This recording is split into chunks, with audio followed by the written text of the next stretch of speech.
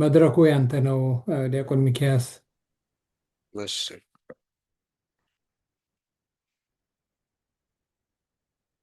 እግዚአብሔር ይስጥልኝ።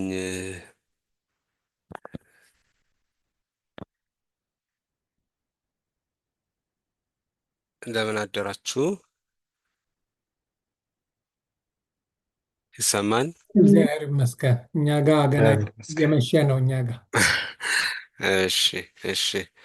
በስመ አብ ወልድ መንፈስ ቅዱስ አሐዱ አምላክ አሜን። በክርስቶስ ክርስቲያን በወልድ ውሉዳን የተሰኛችሁ ውድ ክርስቲያኖች በእግዚአብሔር ፍጹም ሰላም እንደምን አመሻችሁ። አሜን። የእግዚአብሔር አምላካችን ስሙ እ፣ ከአጽናፍ እስከ አጽናፍ የተባረከና የተመሰገነ ይሁን። እ፣ እንግዲህ እኛ ጋር ጠዋት ስለሆነ ባለው ሁኔታ ያለንን ሰዓት መምህራችን እንዳስተዋወቋችሁ ያለንን ሰዓት በህፃናት የማስተማር ስነ ዘዴ ዙሪያ ነው ከኔ ጋር ማውራት የምናወራው ማለት ነው። እ፣ ትንሽ ፒሲ ስለምታስቸግር ፒፒቲውን አጋራሁትና እርስዎ ሼር ያደርጓቸዋል ማለት ነው። ከኔ ጋር በሚኖረው ስልጠና የህፃናት የትምህርት ዘዴ ወይም ደግሞ የህፃናት ስልጠና የማስተማር ስነ ዘዴ በሚል ርዕሰ ጉዳይ ነው የምንነጋገረው። ያው መምህራችን እንደነገሯችሁ ባለፈው በነበራችሁ ስልጠና በሰንበት ትምህርት ቤቶች ማደራጃ መምሪያ የሰንበት ትምህርት ቤቶች አንድነት እ፣ ለአጠቃላይ በኢትዮጵያ ኦርቶዶክስ ተዋሕዶ ቤተ ክርስቲያን ያሉ ሰንበት ትምህርት ቤቶች በአንድ ወጥ ስርዓተ ትምህርት እንዲማሩ እድሜን መሰረት ያደረገ ስርዓተ ትምህርት እየተዘጋጀ እንደሆነ ተነግሯቸዋል። አንደኛው ትኩረት ከተሰጠበት ከመጽሐፍት ዝግጅቱ እና ከሌሎችም ዝግጅቶች በተጨማሪ ስነ ዘዴው ነው እና እ፣ ትኩረት የተሰጠው በዚህ ከኔ ጋር በሚኖረን እ፣ ክፍለ ጊዜ ወይም ደግሞ የትምህርት ጊዜ እሱን ነው የምናየው። በዚህ የትምህርት ጊዜያችን ላይ አራት መሰረታዊ ጉዳዮችን ለማንሳት እንሞክራለን። የመጀመሪያው የመምህርን ምንነት፣ መምህር ማለት ማን ነው መምህር የሚለውን እ፣ እናያለን። ይሄንን የምናይበት ዋናው መሰረታዊ ጉዳይ ለምናስተምራቸው ወይም ደግሞ የምናስተምራቸው ህፃናት እንዴትና በምን አይነት ሁኔታ ከዚህ በፊት ከነበሩ መምህራኖቻችን አንጻር ልናስተምር እንደሚገባ ለማየት ነው። ስለዚህ ከዚህ ስልጠና በኋላ እ፣ ስለ መምህር እንግዲህ ሰልጣኞች እንደ እግዚአብሔር ቅዱስ ፈቃድ ስለ መምህርነት ምንነት፣ እ፣ የመምህራን ስብዕና ምን እንደሚመስል፣ ህፃናትን ለማስተማር ደግሞ መምህራን ሊጠነቀቁባቸው የሚገቡ ጉዳዮች ምንድን ናቸው? ህፃናትንስ እንዴት ነው ማስተማር የሚቻለው? ህፃናትን የማስተማሪያ ዘዴው ምንድን ነው? እ፣ የሚሉትን ጉዳዮች ይገነዘባሉ ብለን ተስፋ እናደርጋለን ማለት ነው። ስለዚህ ለቅዱሳን አባቶቻችን ምስጢርን ጥበብን የገለጠ አምላክ ለእኛም ምስጢሩን ጥበቡን ይግለጥልን ዘንድ የእርሱ ቅዱስ ፈቃድ ይሆንልን። መምህር ጨለማ ስለሆነ ነው የኔን ቪዲዮ አላበራሁት። ጥሩ። ከጀርባ ጨለማ ነው፣ መብራት ስለጠፋ ነው። ለዛ ነው። እስከ እንትኑን ቢልኩልኝ እሺ ብትልክልኝ ምናልባት ዲስፕሌይ አሁን ከታች አሁን አሁን እልክልዎታለሁ በቴሌግራም እነዚህን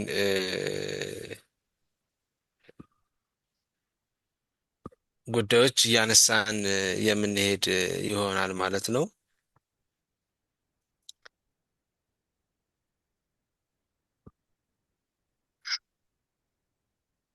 ይቅርታ አንድ አፍታ ችግር የለም፣ እስከምልክ ነው። ችግር የለም። እንዲሁ ምናልባት ኢንፎርሜሽን ለመስጠት ይሄ ያለንበት አህጉረ ስብከት የዋሽንግተን፣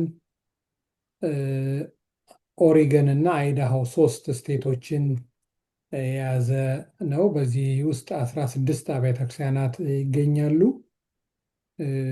ያው በኢትዮጵያ ኦርቶዶክስ ቤተክርስቲያን ስር ያሉ 16 አብያተ ክርስቲያናት አሉ። ያው የሰንበት ቤቶች ተሞክሮ በተለያየ ደረጃ የተለያየም ቢሆን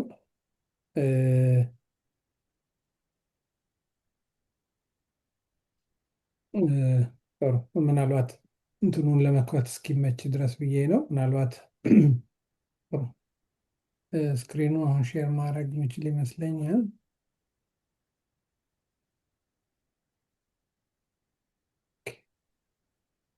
ወንድዬ ይታይ ከሆነ ቼክ አድርግልኝ። ይታያል። ታየታል? እሺ፣ ፉል ማድረግ በጣም ጥሩ። ፉል ስክሪን ነው። መምህር መቀጠል ይችላሉ። እሺ እግዚአብሔር ይስጥልን። ለኢንፎርሜሽኑ አመሰግናለሁ በጣም። ቅድም ባልኳችሁ መሰረት ከዚህ ስልጠና በኋላ እነዚህን ጉዳዮች ሰልጣኞች የሚገነዘቡ ይሆናል ማለት ነው። ከስልጠናው በኋላ የስልጣናችን መጀመሪያ የምናደርገው ያው ህፃናትን ከማስተማር በፊት ስለ መምህርነት ማንሳት ነው እና አንዳንዶች ጋር በመምህርነትና በሰባኪነት መካከል ያለውን ልዩነት አንዳንዶች ጋር ወይም ደግሞ አንድነቱን መለየትና ማየት ስለሚያስፈልግ እርሱን በማንሳት ነው። እንግዲህ ጥያቄ ለራሳችሁ እዚህ ጋር የሚጠየቁትን ጥያቄዎች ለራሳችሁ እየጠየቃችሁ መልሱን ለራሳችሁ የምትመልሱ ይሆናል እና ብዙውን ጊዜ አንድ መምህር ሰባኪ ነው ወይስ መምህር ነው? ሰባኪ ማለት ምን ማለት ነው? ምንድን ነው የሚሰብከው? መምህር ማለት ምን ማለት ነው? ምንድን ነው የሚያስተምረው? ህፃናቶቻችን ጋር ስንገባ ልንሰብካቸው ነው የምንገባው ወይስ ልናስተምራቸው ነው የምንገባው ልጆቻችን ጋር የሚለው ይሄ ግልጽ ያለ ምልከታ ሊኖር ይገባል። ስለዚህ አንድ መምህር በሁለቱ መካከል ልዩነቱን ስናይ ወይም ደግሞ አንድነቱንም ስናይ ማስተማር ማለት ያላወቀውን ሰው ማሳወቅ ማለት ነው። ያላወቀውን ማሳወቅ በንጹህ አእምሮ በንጹህ ስብዕና ላይ ያለውን ሰው ወይም ደግሞ አዲስ እውቀትን መስጠት ማለት ነው። የማያውቀውን ነገር መስጠት ማለት ነው። መስበክ ስንል ደግሞ አንድ ሰው የሚያስበው የሚሰራው ወይም ደግሞ እየኖረበት ያለው ህይወቱ ከፈቃደ እግዚአብሔር የተለየ ወይም ደግሞ እግዚአብሔር የሚያሳዝን እንደሆነና ሰውየው ከሄደበት የጥፋት ጎዳና እንዲመለስ ማስቻል ወደ ንስሐ ወደ ልቦናው እንዲመለስ ማስቻል ያንን ስብከት ብለን የምንጠራው ይሆናል። ያንን ስብከት ብለን እንጠራዋለን። ስለዚህ ጠቅለል ስናደርገው ማስተማርና መስበክ አንድ ናቸው። ነገር ግን ሂደታቸውን የሚለያቸው ማለት ነው። ማስተማር ወይም መስበክ አምላኩ ያላወቀውን ህዝብ አምላኩን እንዲያውቅ ማድረግ፣ ሰዎችን ከስጋዊ አስተሳሰብ፣ ከኃጢአት፣ ከበደል የተያዘውን ሰው ደግሞ በመንፈሳዊነት ወይም ደግሞ በእግዚአብሔር ቃል መረብነት ማውጣት መለወጥ ከነበረበት የኃጢአት ጉዞ መለወጥ ማለት ነው። ማስተማርም መስበክም ማለት ነው። ሂደታቸው ግን ይለያያል። እውቀትን በመስጠት ውስጥ መስበክ አለ። በመስበክ ውስጥም እውቀትን መስጠት ወይም ደግሞ ማስተማርም አለ። ስለዚህ አንድ መምህር ሰባኪ ነው።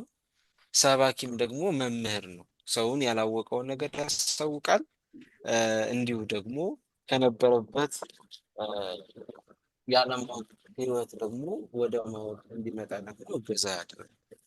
ስለዚህ ይሄ መሰረታዊ እ፣ ትርጉም ነው። እ፣ የእነዚህ የሁለቱን የስብከት ዘዴና የሌሎች የማስተማር ዘዴዎች አንድነትና ልዩነታቸውን እንመልከት። የሁለቱን የስብከት ዘዴና የማስተማር አንድነትና ልዩነታቸውን ስንመለከት አንድነታቸው ሁለቱም ወይም ደግሞ ሁሉም መማርን ወይም ሰውን ማድረግን ረገድ ሁለቱም አስተዋጽኦ ይኖራቸዋል። በማስተማርም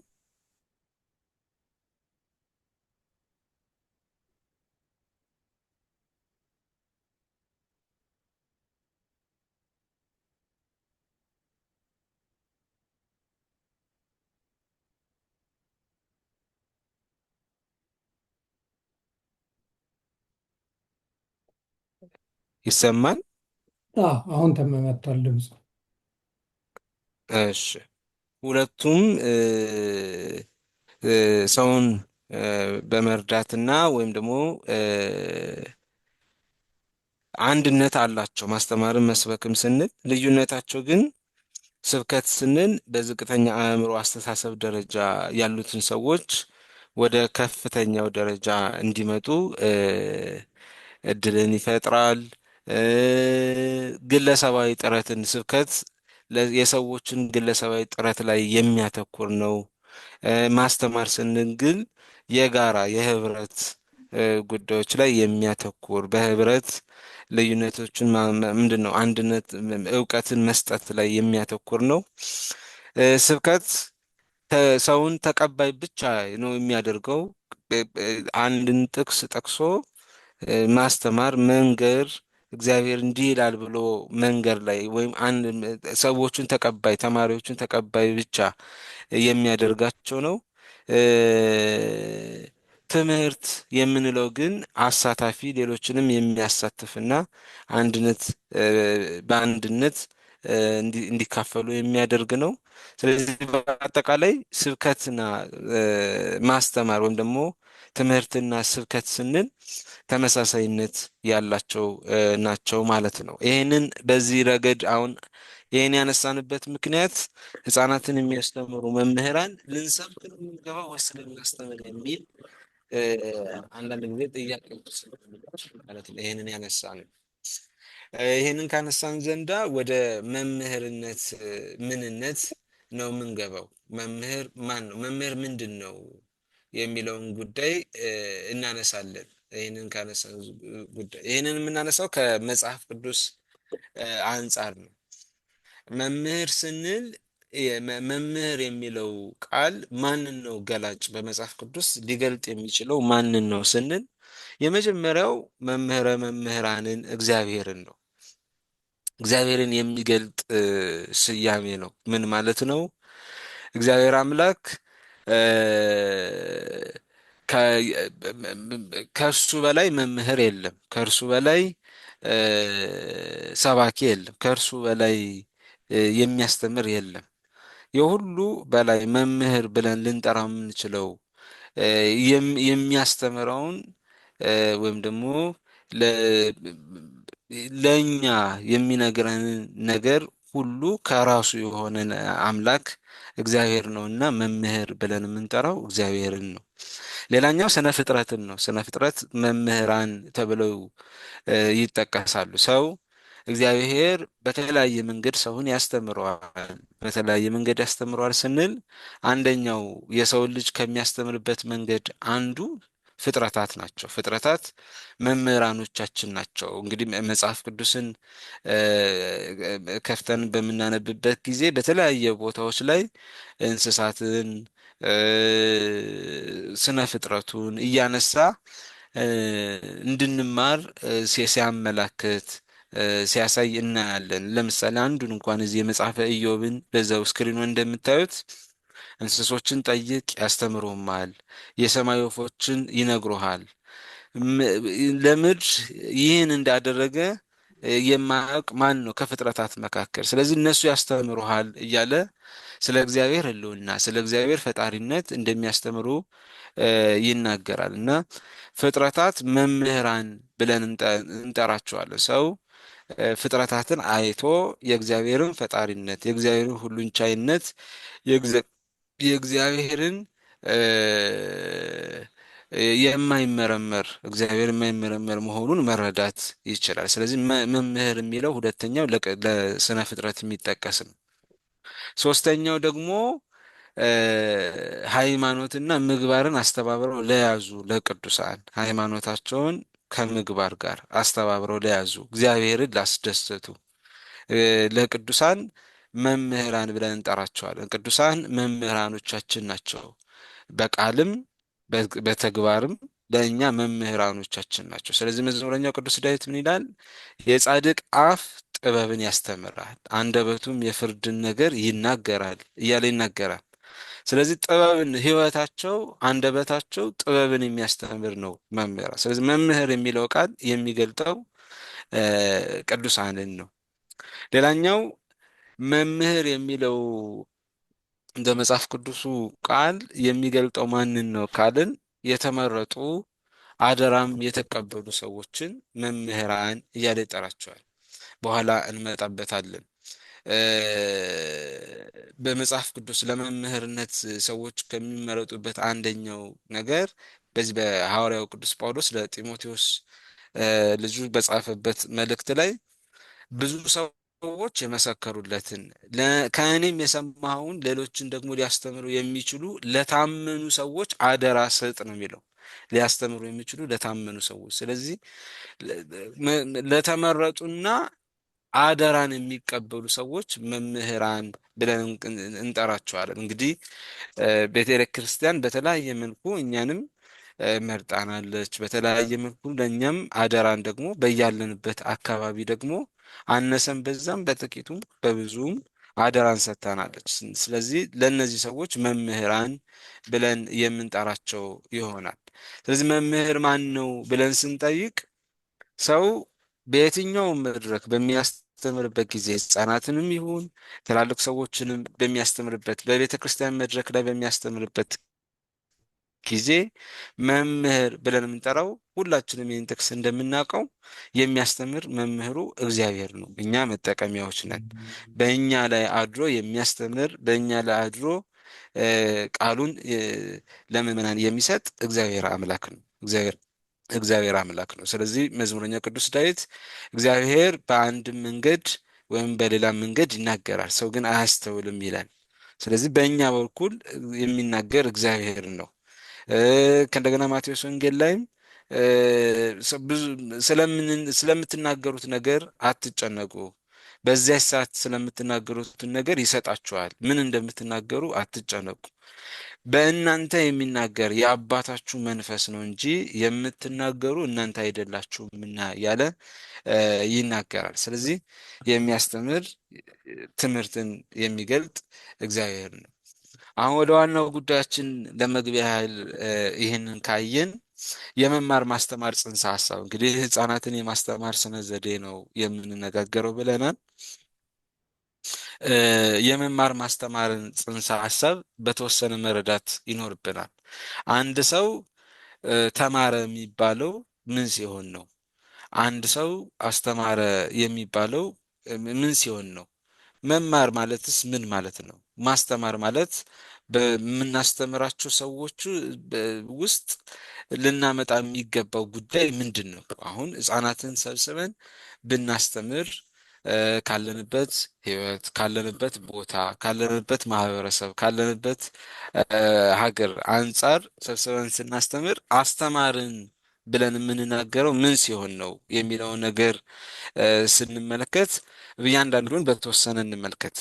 መማር ማለት ምን ማለት ነው ስንል የአእምሮ፣ የአመለካከት፣ የክህሎት ልማት ወይም እድገት መዳበር ማምጣት ማለት ነው። መማር ማለት ማወቅ ብቻ አይደለም። መማር ማለት ማወቅ አይደለም። ማወቅ ሰው ያወቀው ነገር ባወቀው ነገር አእምሮን ካላሳደገ፣ አመለካከቱን ካላሳደገ፣ የክህሎት ልማት ማምጣት ካልቻለ ሰው ተማረ ማለት አንችልም። ስለዚህ መማር ስንል የአእምሮ፣ የአመለካከት፣ የክህሎት ልማት እድገትን ማምጣት ማዳበር፣ በየእርከኑ ማምጣት ማዳበር ማለት ነው። ስለዚህ የባህሪ ወይም የጠባይ መዳበርን ማምጣት ይሄ መማር ብለን የምንጠራው ጉዳይ ነው። መማርን ይሄ ነው። ማስተማር ስንልም ይሄ ነው። ማስተማር ማሳወቅ ማለት አይደለም። ማስተማር ማስረዳት ማለት አይደለም። ያወቅነውን ነገር ለሌሎች ማሳወቅ ብቻ ይሄ ማስተማር አይደለም። ማስረዳትም ማስገንዘብም ማስተማር አይደለም። ትልቁ ነጥብ እዚህ ጋር ነው። ሰዎች ሲያስተምሩ አስተማሪ ናቸው ሲባል አስተምረዋል ሲባል በተማሪዎቻቸው ሕይወት ውስጥ የባህሪ ለውጥን እንዲያመጡ ማስቻል ማለት ነው። ምን ማለት ነው? የነበራቸውን መጥፎ ማንነት፣ የነበራቸውን መጥፎ ጠባይ፣ የነበራቸውን አላዋቂ ሕይወት ውስጥ ይጓዙበት የነበረውን ሕይወት እንዲቀይሩ ማስቻል፣ እንዲለውጡ ማስቻል፣ ይሄ ማስተማር ማለት ነው። ስለዚህ የአእምሮ፣ የአመለካከት፣ የክህሎት ልዩነትን እውን ማድረግ በተማሪዎች ውስጥ ይሄንን ማስተማር ብለን እንጠራዋለን። ማስተማር ብለን እንጠራዋለን። ስለዚህ መማርም ማስተማርም ትስስሮች ያለው ነው። እንግዲህ መማር ማለት የአእምሮ፣ የአመለካከት፣ የባህሪ ምንድን ነው የጠባይ እድገትን ማምጣት ነው፣ መዳበር ማምጣት ነው ካልን በመማርና በማስተማር ውስጥ ትስስር አለው። መማር ያለ ማስተማር ያለ መማር ሊሄድ አይችልም። ስለዚህ አንድ ሰው መማር በሌለበት ውስጥ ማስተማር አለ ብለን ልናገር አንችልም። አስቀድሞ ይማራል። ሰው ከማስተማሩ በፊት አስቀድሞ ይማራል። አስቀድሞ ብቻ ሳይሆን ደግሞ እያስተማረም ደግሞ እግዚአብሔር መንፈስ ቅዱስ ደግሞ እርሱንም ያስተምረዋል። ስለዚህ መማር በሌለበት ማስተማር አለ ወይም ደግሞ ብለን ልንናገር አንችልም። ማስተማር አለ ብለን መናገር አንችልም። ስለዚህ መማር መሰረታዊ ጉዳይ ነው ለማስተማር። በማስተማር ውስጥ መማር አለ፣ በመማር ውስጥ ማስተማርም አለ። በመማር ውስጥ ማስተማር አለ ስንል እንግዲህ ከጌታ እግር ስር ቁጭ ብላ ስትማር የነበረውን ማርያምን ማስታወስ እንችላለን። ማርያም ከጌታ እግር ስር ቁጭ ብላ ትማር ነበር እና በመማር ውስጥ እህቷን ግን ታስተምር ነበር። ጌታችን መድኃኒታችን ኢየሱስ ክርስቶስ ሲመጣ መማር እንደሚገባ፣ ሌላው ጥቂት እንደሚያስፈልግ ጌታ እንደተናገረ በሰው ሕይወት ውስጥ ማስተማርም እንዳለ እንገነዘባለን። ስለዚህ ስብዕናን ማምጣት ማወቅ፣ መረዳት ያስፈልጋል ማለት ነው። ሌላው የምናነሳው ጉዳይ ወደ ዋናው ጉዳያችን ከመግባታችን በፊት መጽሐፍ ቅዱስ መምህርነትን እንዴት ይገልጠዋል? እንግዲህ መምህር ማን ነው ካልን መምህር የእግዚአብሔር ስራ እንደሆነ፣ መምህር የስነ ፍጥረት እንደሆነ፣ መምህር ቅዱሳን እንደሆኑ፣ መምህራን ብለን የምንጠራቸው የተመረጡ ሰዎች እንደሆኑ አየን። እግዚአብሔር በቸርነቱ ለዚህ አገልግሎት ለዚህ መጠራት እኛን ከጠራን ደግሞ እራሱ መምህርነት መጽሐፍ ቅዱስ እንዴት ይገልጠዋል? መምህርነትን መጽሐፍ ቅዱስ እንዴት አድርጎ ነው የሚገልጠው የሚለውን ስንመለከት በእነዚህ አራት ጉዳዮች ላይ አምስት ጉዳዮች ላይ መጽሐፍ ቅዱስ ያነሳል።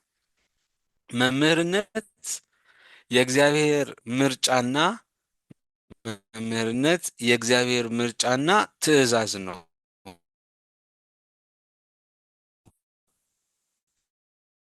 መምህርነት እግዚአብሔር ስራን መሆን አይችሉም። ይሄ መጽሐፍ ቅዱስ ላይ የምታውቁት ነው።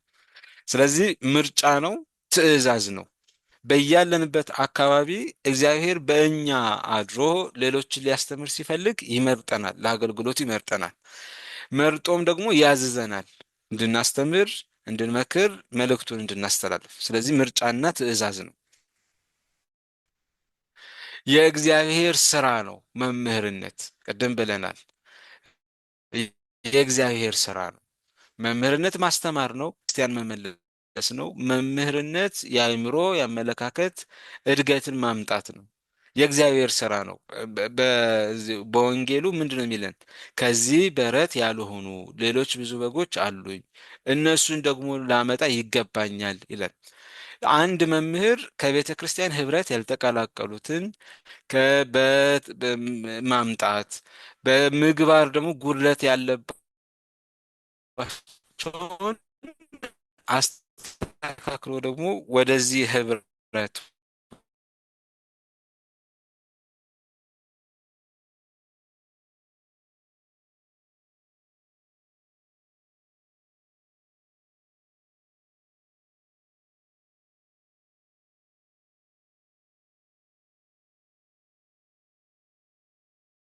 በታለን። ነገር ግን የያዝነው መክሊት የተሰጠን መክሊት እንድናፈራበት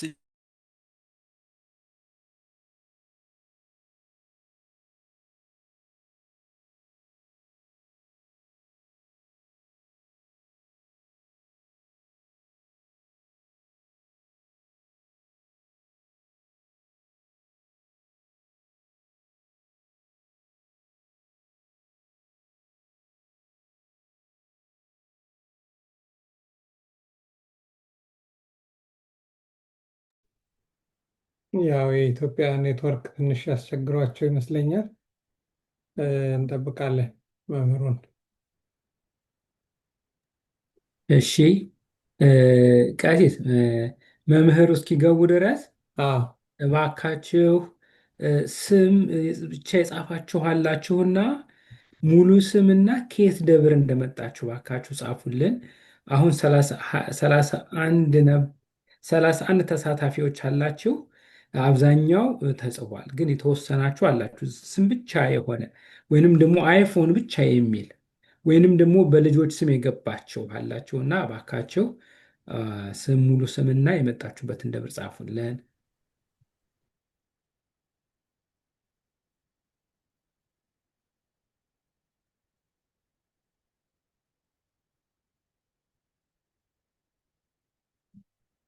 መልካም፣ እግዚአብሔር ይስጥልህ። ጥሩ።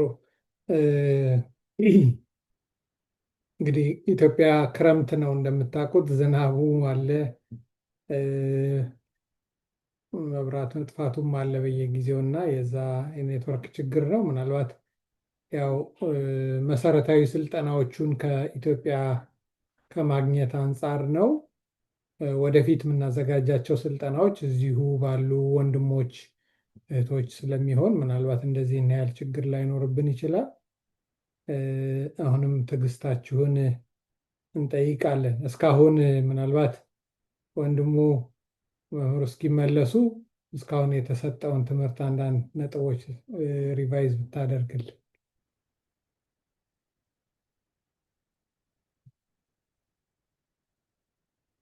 እሺ ያው የዛሬው ስልጠና በበለጠ የሚያተኩረው በዚህ በምናደርገው በዚህ በማስተማር አገልግሎት ላይ መምህርነት ምን ማለት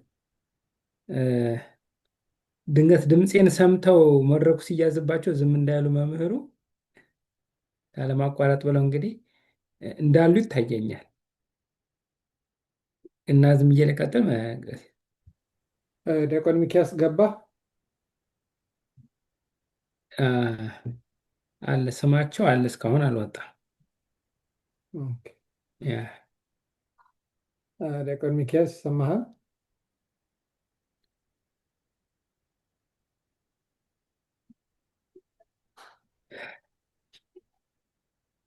ጥሩ ቀጥል ወንዴ፣ እሳቸውን ኮንፊርም እስክናደርግ። ጥሩ ይህ እንግዲህ የዛሬው ስልጠና በዚህ በልጆች ማስተማር ዘዴ ላይ ነው እና ይህንን ለዛሬውን ስልጠና እንግዲህ 4 ነገሮችን ማየት ይኖርብናል ብለው ነው የጀመሩት። እንግዲህ ከአራቱ የመጀመሪያው እንግዲህ አሁን በጣም እያተኮሩበት ያለው በመምህሩ ዙሪያ ነው እና መምህር ማለት ምን ማለት ነው ብሎ በዝርዝር እየገቡ ነው ያሉት። መምህር ማለት አንድም መምህር አንድም ሰባኪ እንደማለት ነው ብለዋል።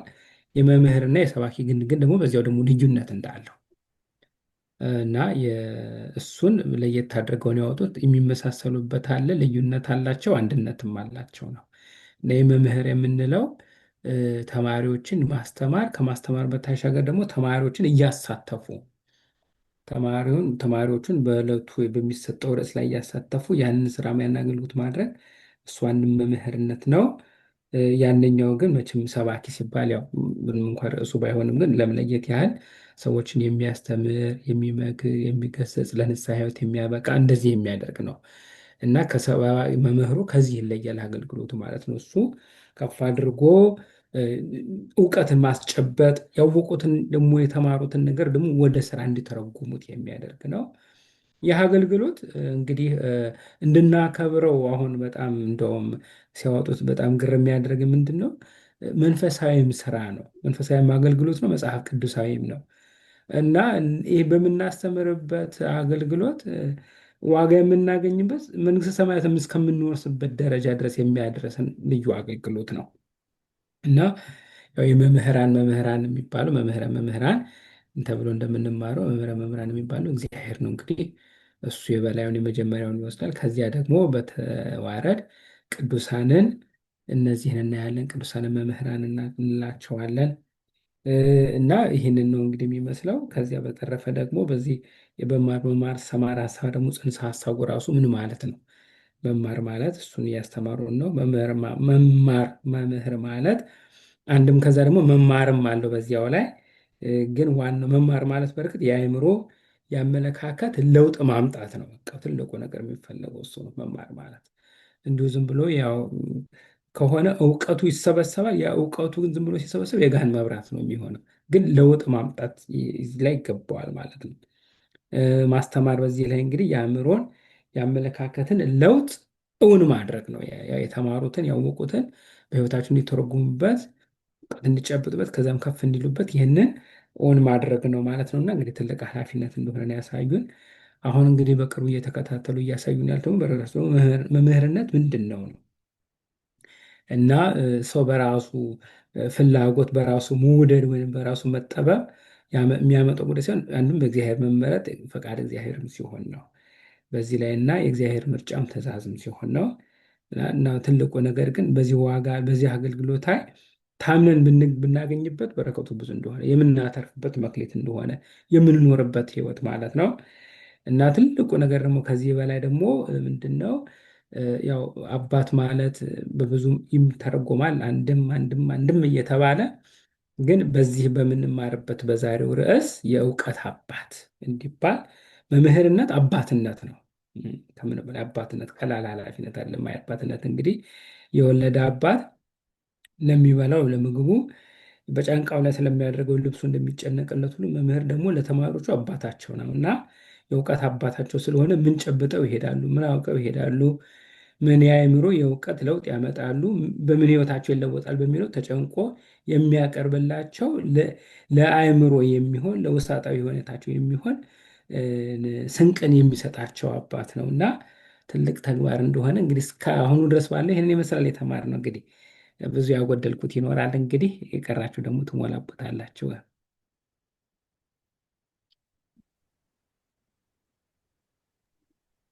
እግዚአብሔር ይስጥልን። ሻውት ለማድረግ እየሞከርኩኝ ነው። አይ ቲንክ አስቸግሯቸዋል መሰለኝ። እስቲ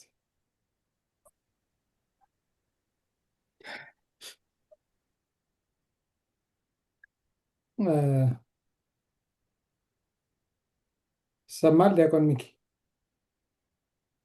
ሄሎ ሄሎ፣ ዲያቆን ሚኪያስ ይሰማሃል?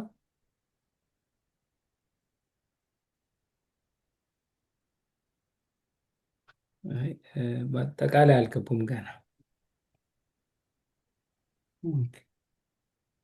አዲስ ሰው ስለገባ እሳቸው መስላች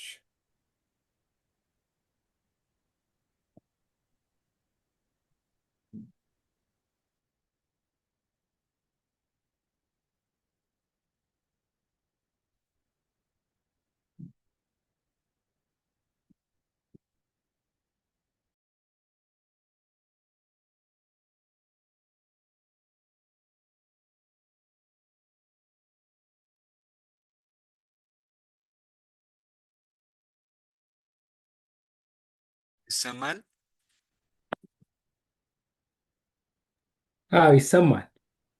ይቅርታ እንግዲህ መብራት በመሀል ጠፍቶ ነው። እሺ ለዛ ነው እንትን የምንለው። ይቅርታ ጠይቃለሁኝ።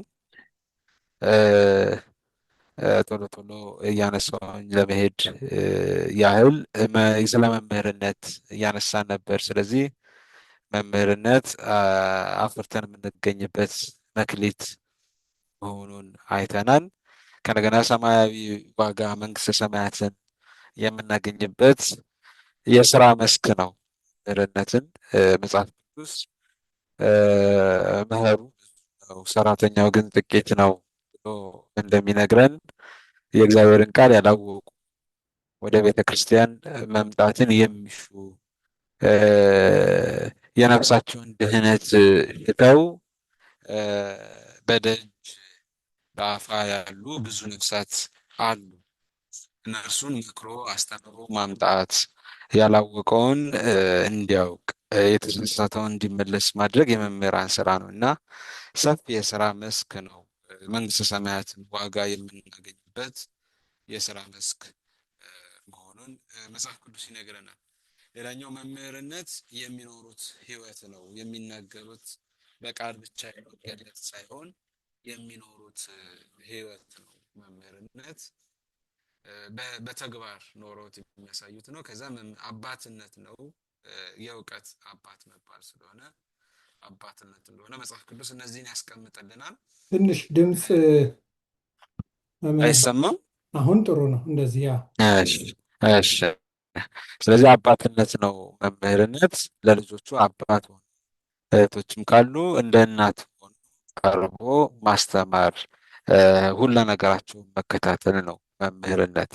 መጽሐፍ ቅዱስ ሌላው መምህርነትን እንደ ወታደርነትም ይጠቅሰዋል። እንደ ኢየሱስ ክርስቶስ በጎ ወታደር ሆነ አብረህም መከራ ተቀበል ይላልና መከራ ለመቀበል ስለ እግዚአብሔር ፈተናን ለመቀበል ዝግጁ መሆንን የሚጠይቅ ነው መምህርነት። ለመምህርነት ምን ያስፈልጋል? መምህር ለመባል ምን ያስፈልጋል? መጽሐፍ ቅዱስ ምን ይገልጠናል? መምህር ለመባል እና ለመምህርነት የሚያስፈልግ ጉዳይ ምንድን ነው የሚለውን ነገር ስናነሳ ሰው ስለፈለገ ስለሻ ብቻ የሚሆን አይደለም። የእግዚአብሔር ምርጫና የእግዚአብሔር ሀሳብ ያስፈልጋል። ስለዚህ ለመምህርነት ሐዋርያው ቅዱስ ጳውሎስ ለጢሞቴዎስ ልጁ ሲመክረው በአንድ ጥቅስ ነግሮታል። እዚህ አንደኛ ጢሞቴዎስ ምዕራፍ 4 ቁጥር 16 ላይ ለራስህና ለትምህርት ተጠንቀቅ፣ በእነዚህም ጽና፣ ይህንንም ብታደርግ ራስህንና የሚሰሙህን ታድናለህ እያለ ምን ያህል ጥንቃቄ የሚያስፈልገው መሆኑን ይናገራል። ስለዚህ ለመምህርነት ምን ያስፈልጋል ከተባለ የመጀመሪያው ትምህርት ያስፈልጋል። የመጀመሪያው ትምህርት ያስፈልጋል ማለት ቤተ ክርስቲያኒቱ የትምህርት ባለቤት ናት። ስለዚህ ለመምህርነት ሰው ያወቀውን ነው ሊያሳውቅ የሚችለው እና ለመምህርነት የሚያስፈልጉ እንግዲህ ከትልቁ መሰረታዊ የትምህርት መሰረታዊ እውቀት መሰረታዊ የቤተ ክርስቲያኒቱን ዶግማዋን፣ ቀኖኗን፣ ትውፊቷን አውቆ ለማሳወቅ የተዘጋጀ መሆን ያስፈልጋል። ስለዚህ ትምህርት መሰረታዊ ጉዳይ ነው። ለምን ያላወቁትን ያልተማሩትን ሊያስተምሩ አይችሉም፣ ያልተረዱትን ሊያስረዱ አይችሉም እና ትምህርት መሰረታዊ ጉዳይ ነው። ሁለተኛው ክርስቲያናዊ ሕይወት ያስፈልጋል። ለመምህርነት ከትምህርትም በላይ ክርስቲያናዊ ሕይወት መሰረታዊ ጉዳይ ነው። እንደምናስታውሰው በጥንት አባቶቻችን ለክህነት አገልግሎት በትምህርት ብቻ ሳይሆን መንፈሳዊ ሕይወታቸው ይታይ ነበረ። በዚህ በቅዳሴ ማርያም ትርጓሜ ላይ አባቶቻችን ሲተረጉሙ ስለ አባታችን አባ ሕርያቆስ ሲናገሩ ትርጓሜ ሲያስቀምጠው ምንም የማያውቅ ነበረ ይላል እና በዛን ዘመን የነበረውን የክህነት ሹመት ሲናገር እውቀት ያለው ቢኖር በእውቀቱ አስተምሩ በርትቶ ይመልሳልና ይሾሙት ነበረ በእውቀቱ። እውቀት ሳይኖረው ደግሞ ህይወት ያለውን ሰው ደግሞ በህይወቱ ደግሞ ያስተምር ስለነበረ እሱንም ነበር እና ህይወት መሰረታዊ ጉዳይ ነው። የክርስቲያናዊ ህይወት መጠበቅ መሰረት በተለይ ደግሞ ህፃናትን የሚያስተምር መምህር ለዚህ ይህንም በተቻሉ መጠን ለማሟላት መጣር አለበት። ስለዚህ ይህንን እዘዝና አስተምር ይላል። በቃልና በፍቅርም በእምነትም በንጽህናም ለሚያምኑቱ ምሳሌ ሁን እንጂ ማንም ታናሽነትን አይናቀው ይላል። ማንም ታናሽነትን አይናቀው። ስለዚህ ምሳሌ ሁን። በቃል አለ፣ በኑሮ አለ፣ በፍቅር አለ፣ በእምነት አለ። በእነዚህ ምሳሌ መሆን ያስፈልጋል።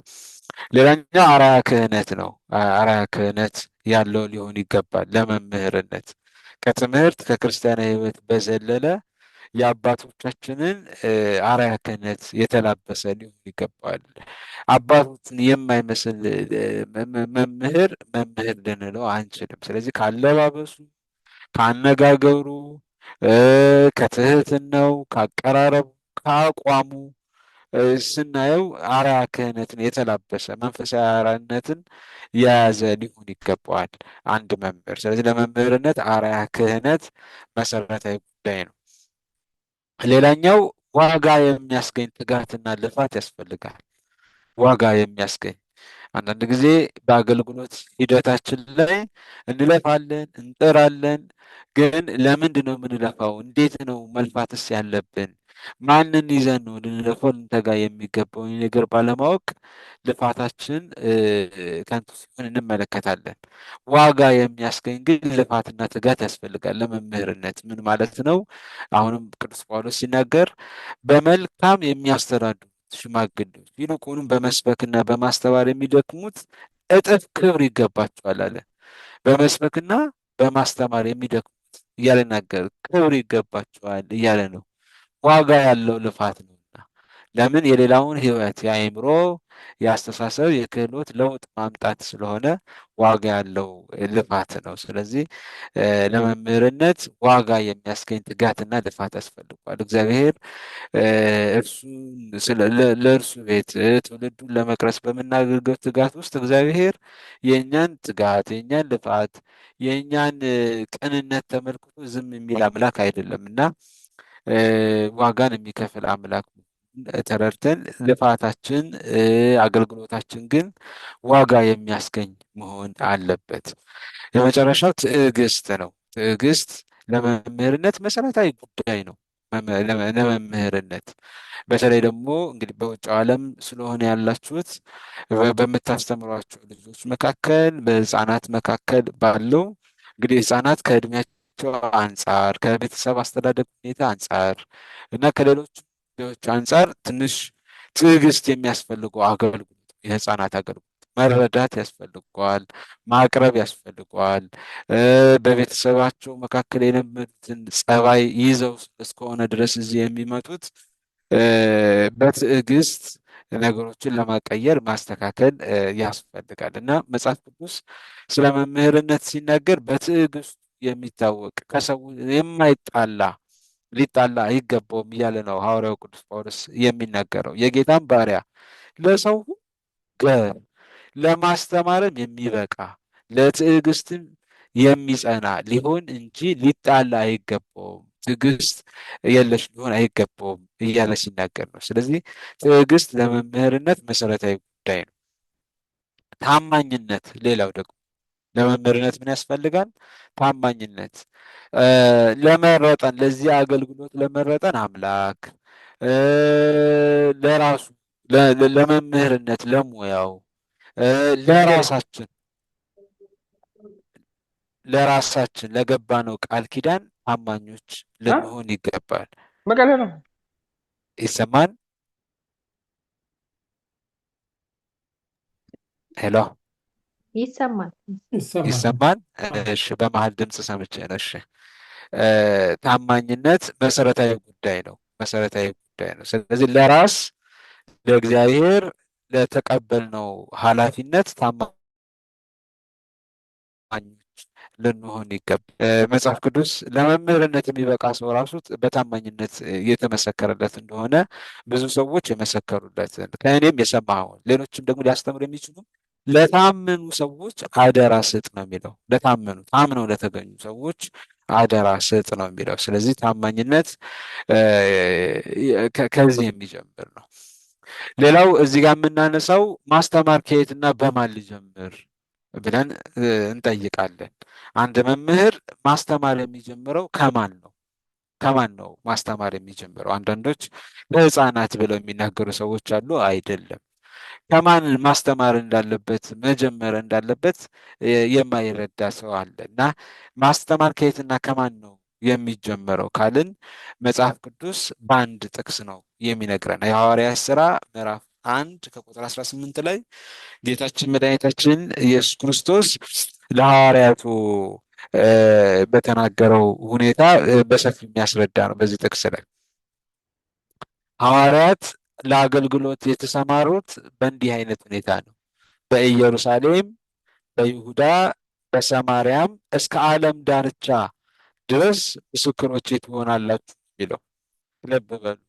በኢየሩሳሌም አለ የመጀመሪያው፣ ይሁዳ አለ፣ ሰማርያ አለ፣ እስከ ዓለም ዳርቻ። ከኢየሩሳሌም ጀምረው ይሁዳን ሰማርያን አካለው እስከ ዓለም ዳርቻ አገልግሎታቸውን ይፈጽማሉ። ኢየሩሳሌም የምንለው ማንን ነው?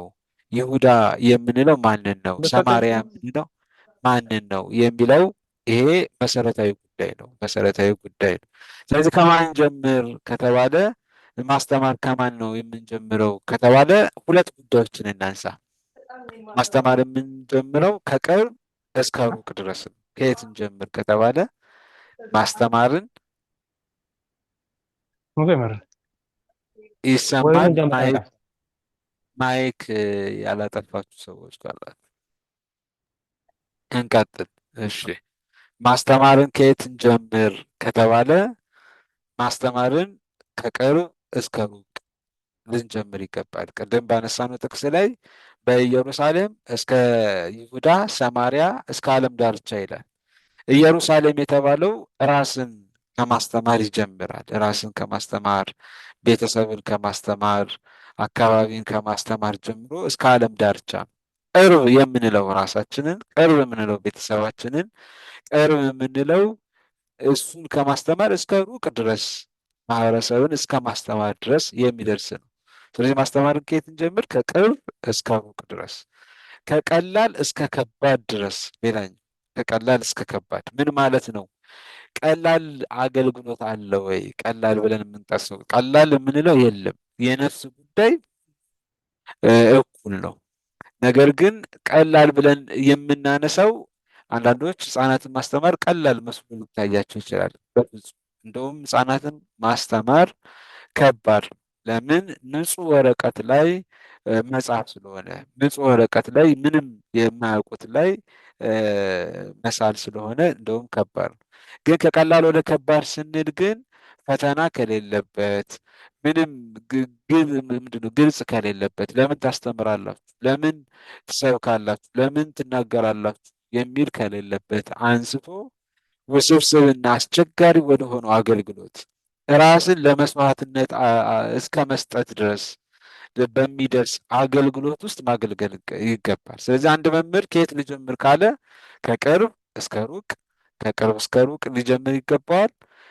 ከቀላል እስከ ከባድ ድረስ ሊጀምር ይገባዋል። በዚህ ሂደት አገልግሎትን ሊያገለግል ይገባል።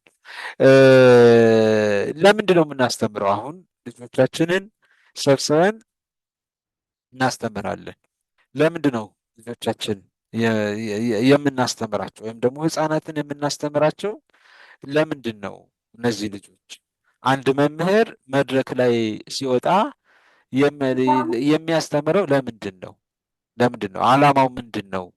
ምን ለማድረግ ነው? ምንድን ነው ብለን ከተናገርን ዓላማው ሄሬኔዎስ የተባለ አባት እንዲህ እያለ ይናገራል። ይህንን የምጽፍልህ ከጥቂቱ ነገር ብዙ እውቀትን የእውቀትንም ልዩ ልዩ ክፍሎች ተረድተህ የእግዚአብሔር የሆኑትን ነገሮች ተገንዝበህ የመዳንን ፍሬ እንድታፈራ ነው ይላል። ልብ በሉ። የትምህርት ለምን እናስተምራለን ስንል ዋናው ዓላማው የምናስተምራቸው ሰዎች የመዳንን ፍሬ እንዲያፈሩ። የምንን ፍሬ? የመዳንን ፍሬ እንዲያፈሩ። የመዳንን ፍሬ እንዲያፈሩ መሰረታዊው ዓላማ የምናስተምረው ሕፃናትንም ወጣቱም ሌላውንም የምናስተምረው የመዳንን ፍሬ። የመዳንን ፍሬ ለማፍራት ደግሞ ሶስት ነገሮች ያስፈልጉናል። የመዳንን ፍሬ ለማፍራት ሶስት ጉዳዮች ያስፈልጉናል። አንደኛው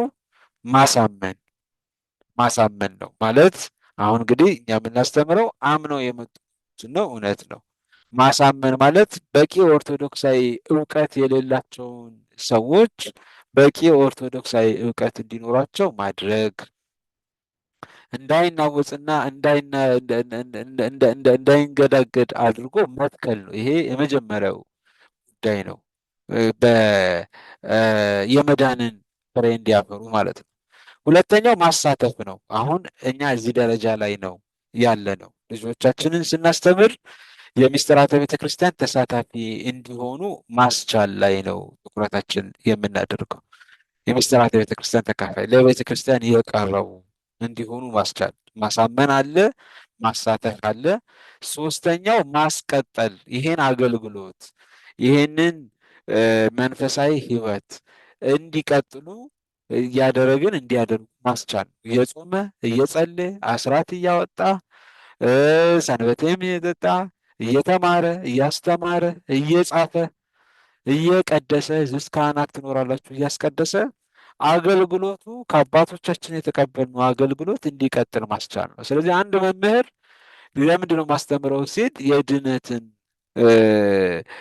ፍሬ እንዲያፈሩ ነው። የድነትን ፍሬ እንዲያፈሩ ደግሞ እነዚህ ሶስት ነገሮች ማሳመን፣ ማሳተፍና ማስቀጠል የሚሉት ጉዳዮች በመሰረታዊነት ማየት ይኖርበታል ማለት ነው። የመጨረሻው የምናየው የምናስተምረው ስራችን በተለይ አባቶቻችን ካህናት ውስጥ ካላችሁ ዲያቆናት ካላችሁ ለማስተማር የሚተጉ እንዳለባቸው ይናገራል መጽሐፍ ቅዱስ። ስለዚህ የምናስተምረው ለማስተማር። ለምንድን ነው ዓላማው ስንል ለማስተማር ነው። ይሄ እስከ መች ነው ማስተምረው የሚለውን ወደ ዋናው ጉዳያችን እንድንገባ ሰው ሊያስተምር የሚችለው እስከ መች ነው ከተባለ እስከ ሕይወት። መምህርነት ጊዜ ገደብ የለውም። በቃ ጡረታ የሚወጣበት አይደለም መምህርነት። እስከ ዘመናችን ህቅታ ድረስ ሐዋርያው ቅዱስ ጳውሎስ እስክመጣ ድረስ ለማንበብና ለመምከር ለማስተማርም ተጠንቀቅ እያለ እንደሚናገረው ማለት ነው። አንድ መምህር የት ላስተምር ብሎ ደግሞ ሊጨነቅም አይገባውም። ቤተክርስቲያን የትምህርት ማዕከል ናት፣ የትምህርት ቦታ ናት ቤተክርስቲያን።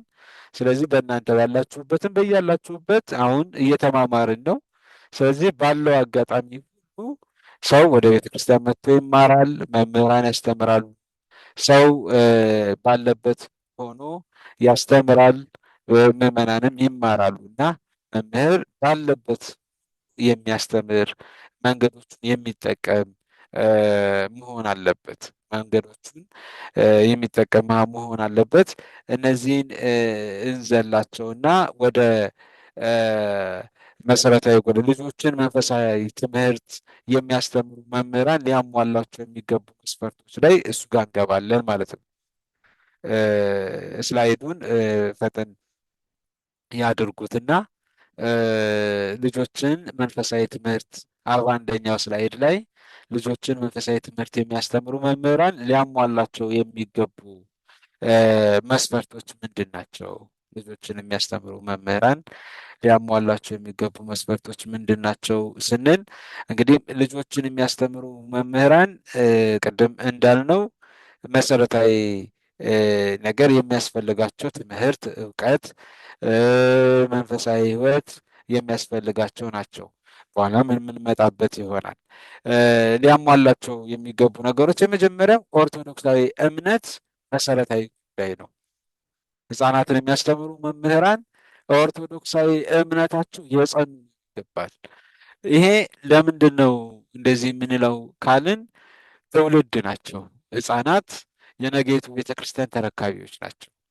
ስለዚህ ኦርቶዶክሳዊ እምነት የሌለው ሰው በቃል ብቻ አይደለም፣ አንድ ሰው ክርስቲያን ተብሎ ስለተባለ ብቻ ሳይሆን፣ አንድ ሰው አማኝ ስለተባለ ብቻ ሳይሆን ያመነውን ጉዳይ በልቡም የሚያምን እምነቱ የጠነከረ ሊሆን ይገባል። ተቀዳሚ ዓላማው ክርስትናውን ሳይበረዝና ሳይከለስ ተጠብቆ ለትውልድ ማስተላለፍ እንደሞ ስለዚህ መንፈሳዊ ትምህርት የሚያስተምር መምህር እምነቱ ወይም ደግሞ የቤተ ክርስቲያኒቱን ዶግማ የቤተ ክርስቲያኒቱን ቀኑና ትውፊት የሚያምን ሊሆን ይገባል። ይህን ያነሳውበት ምክንያት እንግዲህ በውጭ ዓለም ያላችሁ እንደመሆናችሁ ሰዎች በተለያየ መንገድ ወደ ውጭ ዓለም ይሄዳሉ እና በዛ መልኩ የአገልጋይ እጥረት ሌሎች ነገሮች የሚያጋጥሙበት አጋጣሚዎች ስለሚኖሩ መሰረታዊ ህጻናት ጋር የምንመድባቸውን መምህራን ኦርቶዶክሳዊ እምነታቸው እየተመሰከረላቸው በእምነታቸው የማይጠረጠሩ ጥያቄ የማይነሳባቸው እውነተኛ እምነታቸውን ለማስመስከር ያልቻሉ ሰዎችን ወደ እነሱ እንዲደርሱ ማስቻል አይገባም። ስለዚህ እምነታቸው የጠነከሩ ሰዎች ሊሆኑ ይገባል። ሁለተኛው መንፈሳዊ እውቀት ያስፈልጋል። ህጻናትን ለማስተማር መንፈሳዊ እውቀት ያስፈልጋል። ምን ማለት ነው? ቢያንስ ልጆችን መንፈሳዊ ትምህርት የሚያስተምሩ መምህራን ሁሉንም እንኳን መማር ባይችሉ እንኳን ቢያንስ ልጆቹን ለማስተማር የሚያስችል ከልጆቹ በላይ የሆነ እውቀት ሊኖራቸው ይገባል። እንደምታውቁት ህጻናት ጠያቂ ናቸው። ህጻናት ለማወቅ አንድን ነገር ለመረዳት በጣም ፈጣኖች ናቸው ህጻናት። ስለዚህ ከነሱ በላይ መንፈሳዊ እውቀት ያለው ሊሆን ይገባል። የቤተ ክርስቲያኒቱ መሰረታዊ የቤተ ክርስቲያን ትምህርት አዕማደ ምስጢራትን፣ ስነ ፍጥረትን፣ ስርዓተ ቤተ ክርስቲያንን እነዚህ ቢቻል እነዚህም ብቻ እነዚህ የተማረ የተመሰከረለት ሰው ሊሆን ይገባል። መንፈሳዊ እውቀት መሰረታዊ ጉዳይ ነው። አንድ ነገር ብቻ ሰው አውቆ ሊያስተምራቸው ይችል ስላልሆነ ስለዚህ በሌሎች የእምነት ድርጅቶች የሚነሱ ጥያቄዎችን መመለስ የሚችል አሁን እናንተ ባላችሁበት ነባራዊ ሁኔታ ደግሞ የልጆቹን አእምሯዊ፣ ስሜታዊ፣ ማህበራዊና አካባቢያዊ የእድገት ሂደት ጫና ያለባቸውን ጫና መረዳት የሚችል ስለዛ ነገር ልጆቹ ስላሉበት ሁኔታ በቂ እውቀት ያለው ሰው ሊሆን ይገባል። በቂ እውቀት ያለው ሰው እና ይህን የሚሆንበት ምክንያት ልጆቹ ከገቡበት ነገር ማውጣት የሚቻለው እነሱ ያሉበትን ነገር መረዳት ማወቅ ሲችል ነው። ስለዚህ ትምህርት መሰረታዊ ጉዳይ ነው። ሶስተኛው የማስተማር ክህሎት ህጻናትን ለማስተማር ያስፈልጋል።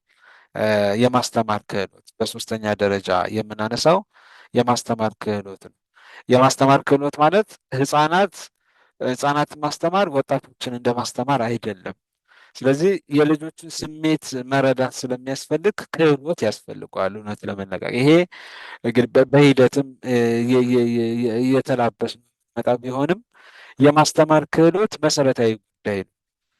ስለዚህ ክህሎቱ ያላቸው ህጻናት ጋር ለመቅረብ ቀደም እንዳልነው አባታዊ ቀረቤታ እናታዊ ቀረቤታን በማሳየት ማስተማር የሚችል ክህሎቱ ያለው ሰው ሊኖር ይገባል። ስለዚህ በአፍ መፍቻ ቋንቋቸው ማስተማር የሚችል የማስተማር ክህሎት ያለው እንዴት አድርጌ ባስተምር ውጤታማ እሆናለሁ ብሎ መናገር የሚችል መሆን አለበት ማለት ነው። ሌላኛው ጉዳይ የምናነሳው በዚሁ ውስጥ ዘመናዊ ቴክኖሎጂ አጠቃቀም የሚችሉ የማስተማር ዘዴዎችን የሚያውቁ ለማወቅና ስራ ላይ ለማዋል ጥረት ማድረግ እንዳለባቸው የሚያምኑ መሆን አለባቸው ህጻናትን የሚያስተምሩ መምህራን። ስለዚህ ከልጆች ጋር በሚኖራቸው የትምህርት መርሃ ግብር ልጆችን በእኩልነት በፍቅር መያዝ የሚችሉ መሆን አለባቸው የሚለው ይሄ መሰረታዊ ጉዳይ ነው። አራተኛው መልካም አመለካከትና ቁርጠኝነት ያላቸው ሊሆኑ ይገባል። ለመምህርነት መልካም አመለካከትና ቁርጠኝነት። መልካም አመለካከቱ ለምንድን ነው ከተባለ ለሙያው እግዚአብሔር ለሰጠው ኃላፊነት፣ መልካም አመለካከት። ማስተማር ማለት ትልቅ ኃላፊነትን መስዋዕትነትን የሚጠይቅ አገልግሎት ነው። እውነት ለመነጋገር ወዲያው ፍሬውን ባናይም ነገር ግን እግዚአብሔር ፍሬውን የሚያሳየን ፍሬውን ደግሞ አብቦ አይቶ ስናየው ደግሞ የምንደሰትበት ለእኛ ብቻ ሳይሆን ለቤተ ክርስቲያን፣ ለእኛ ብቻ ሳይሆን ለቤተሰብ፣ ለእኛ ብቻ ሳይሆን ለሀገር ፍሬውን የምናበረክትበት ነው መምህርነት ሙያው። ስለዚህ ትልቅ ኃላፊነት ነው። ስለዚህ መምህራን መልካም አመለካከት ለልጆቹ፣ መልካም አመለካከት ለአገልግሎቱ ሊኖራቸው ይገባል። ከዛ ቁርጠኞች ለተሰጣቸው አደራ ደግሞ በቁርጠኝነት ደግሞ ለማስተማር የተዘጋጁ ሊሆኑ ይገባል። በቁርጠኝነት ያስፈልጋል። አምስተኛው ክርስቲያናዊ ስነ ምግባር ያስፈልጋል። እዚህ ጋር ቅድም በተወሰነ አንስተነዋል፣ ግን በደንብ ማንሳት ያስፈልጋል። ልጆች ከምንናገረው ንግግር በላይ የምንሰራውን ነገር የመመልከት ሰፊ እድል አላቸው፣ ወይም ደግሞ የምንሰራውን ነገር ይመለከታሉ። ልጆች ከቃላችን በላይ የምናደርገውን ነገር ነው የሚያዩት። ስለዚህ ክርስቲያናዊ ስነ ምግባር መሰረታዊ ጉዳይ ነው። በክርስቲያናዊ ስነ ምግባር ላይ መሰረታዊ ጉዳይ ነው። ልጆች የሚያዩትን ከሚሰሙት ይልቅ የሚያዩትን ነገር ያምናሉ። ከሚሰሙት ይልቅ የሚያዩትን ነገር ለመተግበር ይጥራሉ። ከሚሰሙት ይልቅ የሚያዩት ነገር ላይ ትኩረት ያደርጋሉ። ለዛ ነው የማስተማር ስነ ዘዴው ብዙ ከመናገር ይልቅ በማሳየት ላይ በእይታ ላይ ማተኮር ያስፈልጋል የሚባለው የህፃናቱ ለዛ ነው። ስለዚህ ክርስቲያናዊ ስነ ምግባር ቢቻል ቤተክርስቲያን የምታዘውን በመጸለይ፣ በማስቀደስ፣ በመቁረብ፣ በክርስቲያን አለባበስ፣ በትህትና ለልጆቹ ምሳሌ የሚችል አይተውት ሊማሩበት እርሱን በሆንኩ እርሱን በመሰልኩ ብለው በእርሱ ውስጥ ቤተክርስቲያንን ሊያዩበት የሚገባ ሊሆን ይገባል። ስለዚህ ክርስቲያናዊ ስነ ምግባር መሰረታዊ ሁኔታ ነው። ስለዚህ መንፈሳዊ እውቀትን መንፈሳዊ ትምህርትን ውጤታማ የሚያደርገው መልካም ስነ ምግባር ነውና መልካም ስነ ምግባር በጣም ሊታከልበት ይገባል። ነገር ግን መልካም ስነ ምግባር መምህሩ ዘንድ ከሌለ ግን የማስተማር ሂደቱን ውጤታማ እንዲሆን አያደርገውም ማለት ነው። ሌላኛው የመጨረሻው ልጆችን ለማስተማር የሚያስፈልገው ጉዳይ መሰረታዊ ስልጠና ያስፈልጋል። ህፃናትን እንዴት ነው እንግዲህ እዚህ ያላችሁ አስተባባሪዎች ይህንን የምታደርጉት ስልጠናዎች የምታዘጋጁት ምንድን ነው? መምህራን በተለያየ ጊዜ ራሳቸውን እንዲያበቁ ነው እና መሰረታዊ ስልጠናዎች ያስፈልጋሉ። ለልጆች መንፈሳዊ ትምህርት ለማስተማር በቅንነት ብቻ ተነስቶ የሚገባበት ሳይሆን ስልጠና የሚያስፈልገው ጉዳይ ነው። ምንድን ነው የምናስተምራቸው? አሁን ስለ ስርዓተ ትምህርቱ እየሰለጠንን ነው።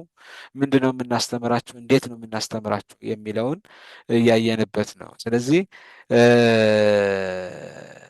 ስልጠናዎች መሰረታዊ ስልጠና የወሰዱ መምህራንን ማስገባት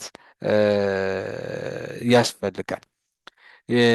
ሌላኛው ህግን ማወቅና ማክበር ያስፈልጋል። ሌላኛው ሰባተኛው ነጥብ ህግን ማወቅ ማክበር ያስፈልጋል። እንግዲህ በያለንበት ሀገር በህፃናት ዙሪያ የሚወጡ ህጎች አሉ። እነዛን ህጎች ማወቅ ማስተግበር፣ ለምሳሌ ስለ ልጆች አያያዝ፣ ከልጆች ጋር አብሮ ስለመስራት፣ ልዩ ፍላጎት ያላቸውን ልጆች ደግሞ አያያዛችንና ሌሎች ተመሳሳይ ጉዳዮች በሚመለከቱ ህግጋት ይኖራሉ። እነዚህ ህግጋት ስለዚህ ህግን ማወቅ ያስፈልጋል። በልጆች እንዳያያዝ ቤተክርስቲያኒቱ ህግ እንዳለ ሆኖ መያዝና መተግበር ያስፈልጋል። ስለዚህ የቤተክርስቲያንን ስርዓትና ትውፊት ጋር ይሄንን አጣጥሙ ለመተግበር እንዲያመች መሰረታዊ ህግን ማወቅ፣ በልጆች ዙሪያ ያለውን ህግ ማወቅ ይሄ ተጨማሪ ከአንድ መምህር የሚጠበቅ ወይም ደግሞ ከአንድ መምህር እ፣ ሊኖር የሚገባ ጉዳይ ነው። በስምንተኛ ደረጃ ለህፃናት መምህራን የሚያስፈልገው ጉዳይ ምንድን ነው ካልን ተጨማሪ እውቀቶች ቢኖሩት ተጨማሪ እውቀቶችን ማዳበር። ምን ማለት ነው? ተጨማሪ እውቀቶች ስንል አንድ መምህር መንፈሳዊ ትምህርትን ወይም ደግሞ መንፈሳዊ መጽሐፍትን ስላወቀ ብቻ ሊያስተምር አይችልም ብለናል ቅድም። ስለዚህ ዘመኑን መዋጀት ወይም ዘመኑን ማወቅ፣ አካባቢውን ማወቅ ይኖርበታል። መጽሐፍ ቅዱስም እንደሚነግረን ዘመኑን ዋጁ ነው የሚለን እና ዘመኑን መዋጀት ስለሚያስፈልግ የዘመኑን ያስተሳሰብ ማወቅ እንግዲህ በእናንተ ሁኔታ ልጆቹ በዓለማዊ ትምህርት አብረዋቸው የሚሆኑት ተማሪዎች እነማን ናቸው የሚለውን እንግዲህ ጥያቄ ውስጥ ማስገባት ነው። ከማን ጋር ነው የሚሆኑት? ስለዚህ በዛ ባለንበት አካባቢ የዘመኑ አስተሳሰብ ምንድን ነው? የዘመኑ ችግሮች ምንድን ናቸው? መሰረታዊ ችግሮች ህፃናትን የሚፈትኗቸው ችግሮች ምንድን ናቸው? የዘመኑ ጥያቄዎችስ ምንድን ናቸው? በአእምሯቸው የሚሳለው ጥያቄ እንግዲህ ብዙ ነገር እዚህ ጋር እንደምታነሱልኝ ተስፋ አደርጋለሁ። የአካባቢው የአኗኗር ሁኔታ ምን ይመስላል? ማህበረሰቡ ምን ይመስላል?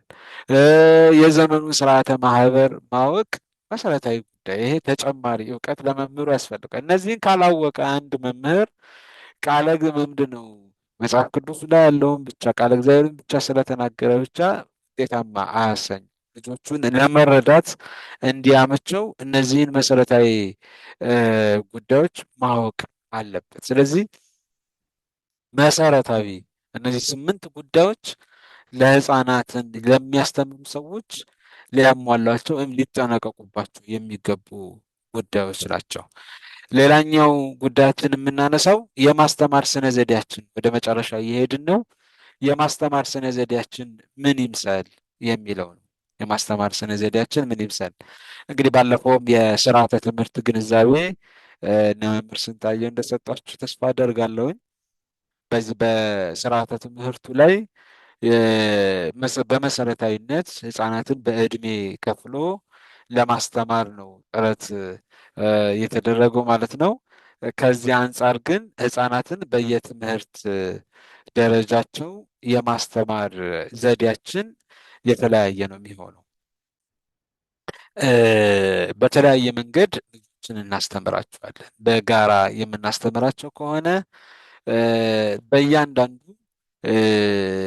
ማስተማር ዘዴያችን የተለያየ ነው የሚሆነው እንደየ ትምህርት አይነቱ፣ እንደ ትምህርቱ ይዘት፣ እንደምናነሳው ፍሬ ሀሳብ የማስተማር ዘዴያችን የተለያየ ነው የሚሆነው። ህፃናቱ ጋር ስንገባ በግል የምንሰጣቸው ስራ ሊሆን ይችላል፣ ምክር ሊሆን ይችላል። በምክር ደግሞ በስብከት በምክር ሊሆን ይችላል። ከእንደገና ውይይት ደግሞ እንዲያደርጉ አድርገን ጥያቄዎችን በመስጠት በጥንድም በቡድንም በጋራም እንዲወያዩ በማድረግ ልናስተምር እንችላለን። ከእንደገና ደግሞ አእምሯቸው ውስጥ እንዲያሰላስሉት አድርገን ያንን ጥያቄ በጥያቄ ጠይቀን በአእምሯቸው እንዲያሰላስሉት አድርገን በዛ ውስጥ መሰረታዊ ማሳወቅ የምንችላቸው ነጥቦች ማሳወቅ፣ ይሄ አንደኛው የማስተማር ዘዴያችን ሊሆን ይችላል። ከእንደገና ደግሞ ፈጠራ ደግሞ ከጥቅስም ከሌሎችም አንጻር ልጆቹ በአእምሯቸው እንዲመልሱ ማድረግ፣ በጨዋታ መልክ ማስተማር፣ በደረጃ እነዚህ ማስተማሪያ ዘዴዎች ናቸው። እንግዲህ ሰፊ ናቸው። እነዚህን ወደ ውስጥ አንገባም።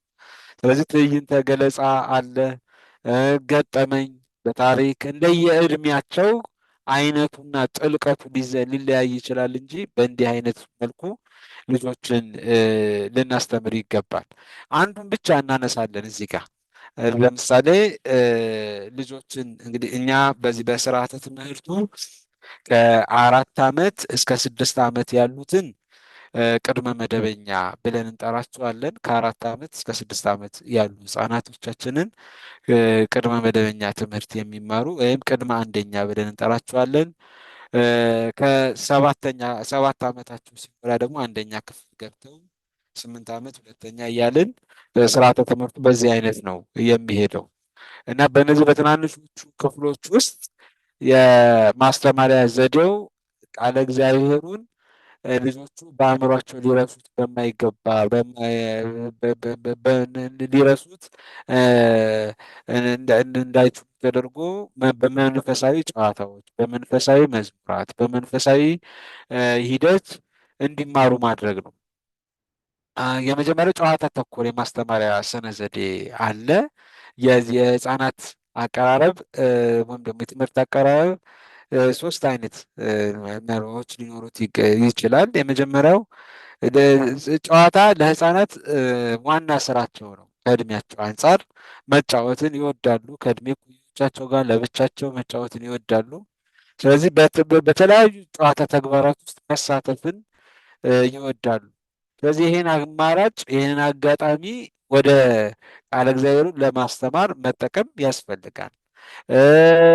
ህፃናት የቀደመ እውቀታቸውና ልምዳቸው መሰረት አድርገው ነው ሊማሩ የሚችሉት። ይህንን ልብ ማድረግ ያስፈልጋል። የቀደመ እውቀታቸው ከቤተሰብ የተቀበሉት አለ፣ ከቤተሰቦቻቸው በተለይ ከእናቶቻቸው የሚቀበሉት አለ እና እሱን መሰረት አድርገው ነው የሚማሩት ህፃናት። ሌላኛው ህፃናት እርስ በርሳቸው የሚማማሩት ይሄ ውጤታማ ሂደት ነው፣ አንዳቸው በአንዳቸው። ለዛ ነው ትምህርታችንም ሌሎችንም በምልልስ እርስ በርስ ባለ ሁኔታ ማድረጋችን ውጤታማ የሚያደርገን ከዚህ አንጻር ነው። ስለዚህ ማስተማራችን አሳታፊ፣ ህፃናትን ስናስተምር ማራኪና አነቃቂ በሆነ ነገሮች ምንድን ነው የታጀበ ሊሆን ይገባዋል። ህፃናትን ስናስተምር ይሄ ማለት ምን ማለት ነው? ምንድን ነው ታሪክ እንኳን ስናስተምራቸው ያንን ታሪክ የምንተርክበት መንገድ ልጆቹ የልባቸውን ትርታ በማየት ልጆቹ ቃለ እግዚአብሔሩን ለመስማት ታሪኩን ለመስማት እጅግ ጓጉተው እንዲሰሙ ወደ መምህሩ እንዲቀርቡ በማስቻል ሳቢና አስደሳች እንዲሆን በማድረግ የማስተማር ዘዴውን ማስተማር ይገባል። አንድ ጉዳይ ግን እናንሳ እዚህ ጋር ህፃናትን በጨዋታ ማስተማር ከመጽሐፍ ቅዱስ አንጻር እንዴት ነው የሚለውን በተወሰነ እናንሳና ቃለ እግዚአብሔርን በጨዋታ ማስተማር እንዴት ነው የሚለውን መጽሐፍ ቅዱስ እንዲህ ያስቀምጥልናል። በዚህ በኦሪት ዘዳግም ምዕራፍ 6 ከቁጥር 7 እስከ 9 ላይ እኔ ግን ይላል እኔም ዛሬ አንተን የማዝዘውን ይህንን ቃል በልብህ ያዝ፣ ለልጆችህም አስተምረው፣ በቤትህም ስትቀመጥ፣ በመንገድም ስትሄድ፣ ስትተኛም ስትነሳም ተጫወተው። በእጅህም ምልክት አድርገህ እሰረው፣ በዓይኖችህም መካከል እንደ ክታብ ይሁንልህ፣ በቤትህም መቃኖች በደጃፍህም በሮች ላይ ጻፈው እያለ ይናገራል። ልብ አድርጉልኝ። ስትቀመጥ፣ በመንገድ ስትሄድ፣ ስትተኛ፣ ስትነሳ ተጫወተው፣ በእጅ ምልክት አድርገው እሰረው፣ በዓይኖችህም መካከል እንደ ክታብ ይሁኑልህ ይላል። ህፃናትን ስናስተምር ይሄንን መሰረት አድርገን ልናስተምር ይገባል። ልጆቻችን ከቤተ ክርስቲያን መጥተው ሲማሩ በቤታቸው የተማሩትን ትምህርት በቤታቸው ሲቀመጡ፣ በመንገድ ሲሄዱ፣ ሲተኙ፣ ሲነሱ፣ ሲጫወቱ ቃለ እግዚአብሔርን እንዲጠቅሱ ያንን ቃለ እግዚአብሔር እያነሱ በጨዋታቸው መካከል ምንድን ነው እንዲማማሩበት ማድረግ የሚያስችል የትምህርት ስነ ዘዴ ሊኖረን ይገባል፣ የአስተማመር መንገዳችን። ስለዚህ መምህራን በዚህ አንጻር ትምህርት ማስተማሪያ መንገዳችንን ለልጆች ቅርብ ልናደርገው ይገባል። ሌላም ትንቢተ ሕዝቅኤል ላይ የሰው ልጅ ወይ በእንቆቅልሽ አጫውት፣ ለእስራኤልም ቤት ምሳሌ ንገር ይላል። ስለዚህ በምሳሌ በእንቆቅልሽ በመዝሙር በሌሎችም መንገዶች ልጆችን እያስተማሩ በአእምሯቸው ቃለ እግዚአብሔር እንዲሰርጽ ማድረግ ይገባል። ስለዚህ በልባቸው ሊይዙት በሚችሉት መልኩ በቤታቸው ሲቀመጡ፣ በመንገድ ሲተኙ፣ በመንገድ ሲሄዱ፣ ሲተኙ፣ ሲነሱ ዕለት ዕለት የእግዚአብሔርን ቃል እያስታወሱ የሚደግሙት የሚያዘሙት የትምህርት አሰጣጥ ያስፈልገናል። ሌላኛው አንድ መምህር እንዴት ልዘጋጅ ብሎ የሚያስብ አለ። እንግዲህ ይህንን በቀጣይ ሌላ ጊዜ ሊስን ፕላን የሚል የትምህርት እቅድ፣ ዝግጅት፣ እነዚህ የራሳቸው የሆነ ስልጠና ያስፈልገዋል። እዚህ ጋር ግን ጥቂት ነገር ብቻ ነው የማነሳው፣ ወይም ደግሞ ከዛ ጋር የሚገናኙ ጉዳዮችን አናነሳም። ከስልጠናው ከሌሎች ስልጠናዎች ጋር የሚሄደውን እንደምናውቀው መምህር የእግዚአብሔርን ስራ ለመስራት የሚገባ እንደመሆኑ ዝግጅት ያስፈልገዋል። ቅድመ መድረክ፣ በመድረክ ጊዜ፣ ከመድረክ በኋላ አካላዊ ዝግጅት ያስፈልገዋል። አእምሯዊ ዝግጅት ያስፈልገዋል። እነዚህ ዝግጅቶች ለአንድ መምህር ከመድረክ በፊትም ከመድረክ በኋላም በመድረክ ጊዜም ዝግጅት ያስፈልገዋል። ስለዚህ መምህር ወደ ማስተማር ሂደቱ ከመግባቱ በፊት ሊረብሹት የሚችሉትን ጉዳዮች አስወግዶ ራሱን አዘጋጅቶ ሊገባ ይገባዋል። የአእምሮ ዝግጅት አድርጎ ሊገባ ይገባዋል። መምህራናችሁ ውስጥ ያላችሁት በጸሎት መጀመር ያስፈልገዋል። የግል ጸሎት፣ የጋራ ጸሎትም መጀመር ያስፈልገዋል። ከእንደገና የተማሪዎች የእድሜ ስብጥር ማንን ነው ማስተምረው? ባለፈው በስርዓተ ትምህርት ግንዛቤ ትምህርታችሁ ላይ ለማንን፣ ለማን፣ እንዴት፣ በምን አይነት ሁኔታ፣ የት የሚሉ ነገሮችን አይታችኋል። ስርዓተ ትምህርት ትልቁ ጥቅሙ ይሄ ነው። ስለዚህ የተማሪዎች እድሜ ለማን ነው፣ ለነማን ነው ማስተምረው? የአእምሯቸው ሁኔታ ምንድን ነው? የማስተምረው የትምህርት አይነትስ ምንድን ነው?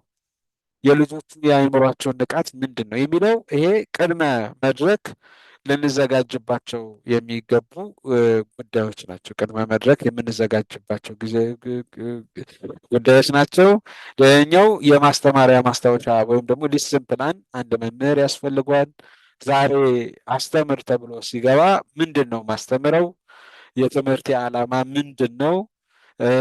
ማስጨበጥ የምፈልገው ጉዳይ ምንድን ነው? ከየት ተነስቼ የት ነው ልደርስ የምችለው? ዛሬ የማስተምረውን ትምህርት በምን አይነት የትምህርት መንገድ ነው ላስተምር የምችለው?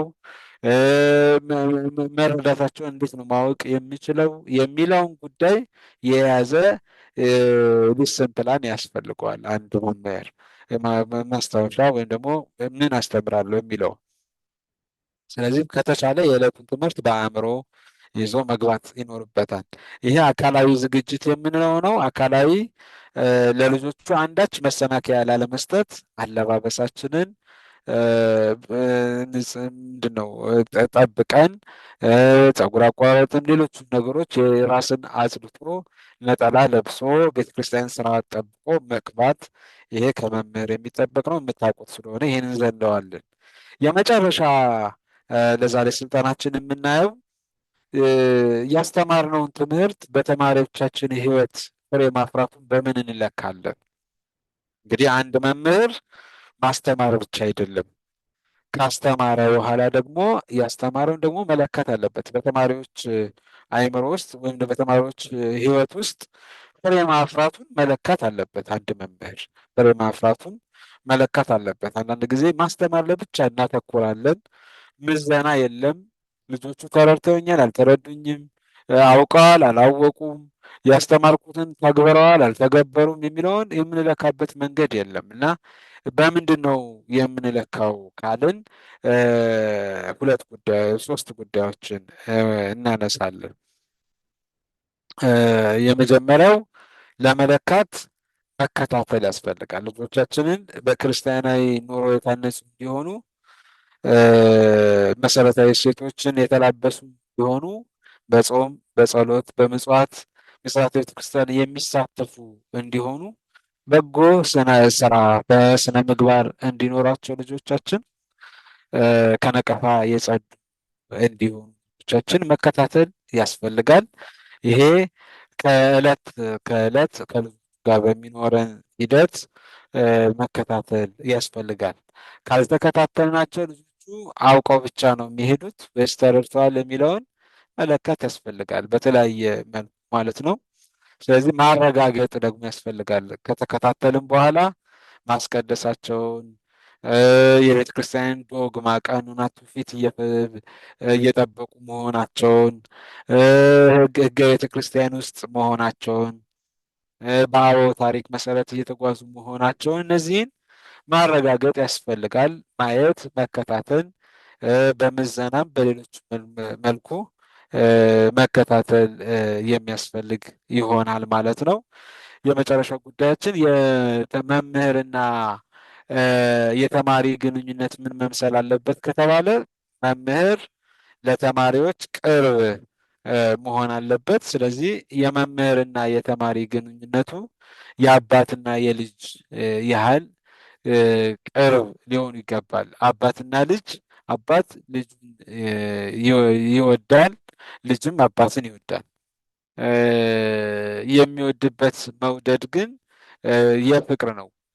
በመውደድ ብቻ ሳይሆን ይፈራል፣ ልጅ አባቱን ይፈራል። ስለዚህ ተማሪዎች እንዲፈሩ እንዲወዱ ማድረግ ነው። የሚፈሩን ስለምንመታቸው ስለምንቆጣቸው ሳይሆን መምህራኖቻቸው ከፍቅር የመነጨ ፍርሃት ሊፈሩ ይገባል። ስለዚህ የአባትና የልጅ የእናትና የልጅ ቀረቤታ ሊኖር ይገባል በመምህርና በተማሪ መካከል እነዚህ ያስፈልጋሉ ማለት ነው። እንግዲህ ከብዙ በጥቂቱ የማስተማር ስነ ዘዴ በዚህ በሰንበት ስርዓተ ትምህርት መሰረታዊ ነገር እንደጨበጣችሁ ተስፋ አደርጋለሁኝ። እንግዲህ ጥያቄዎች ካሉ ጥያቄዎችን የምቀበል ይሆናል ማለት ነው። ለአስተማረን ለመከረን ለልዑል እግዚአብሔር አምላካችን ስሙ የተባረከና የተመሰገነ ይሁን። በነጠበ በጎደለ እማምላክ እግዝእትነ ማርያም ድንግል ወላዲተ አምላክ ትሙላለን። አሜን። ቃልዮት ያሰማልን። ዲያቆን ሚኪያስ እንግዲህ እንደምታውቁት ኢትዮጵያ የገብርኤል በዓል የሚከበርበት ሰዓት ነው። ገብቶ አገልግሎት ትቶ ይሄም ትልቅ አገልግሎት ብሎ የተገኘው ወንድማችን እግዚአብሔር አክብርልን፣ እግዚአብሔር ስጥልን። አሜን። አስበ መምህራንን ይክፈልልን። አሜን። ከቤቱ ምናልባት ሰፊ ነው። የአንድ ሰዓት ከ15 የወሰደ ነው ገለጻው። 1 ሰዓት ከ15 ከ20 ደቂቃ አካባቢ ነው። የጀመርንበት ሰዓት አንጻር አንድ 10 ደቂቃ ሄዷል። ግን ትልቁ ነጥብ በዛሬው ትምህርት ምን ተረዳን የሚለውን እንድናስበው ነው የተነሳው። ምናልባት ጥያቄዎች ካሉ ከቤቱ እንድታነሱ እንትን እንላለን። ምናልባት ወንዴ ቅድም እንደጀመርከው የዛሬውን ትምህርት ዋና ዋና ኮር ሀሳቦችን ሰመራይዝ አድርግልንና ወደ ጥያቄዎች እንሄዳለን። መምህሩ ረጅም ሰዓት ነው የደከሙት። እንደው ምንድን ነው ከዛሬው ትምህርት ምን ተረዳን፣ ምን አገኘን የሚል ነው። ስልጠናው ይቀጥላል። ባለፈው የጀመርናቸው ከካሪኩለም ዝግጅቱ ጋር የተያዙ ሌሎችም ስልጠናዎች እየተዘጋጁ ነው፣ ይቀጥላሉ።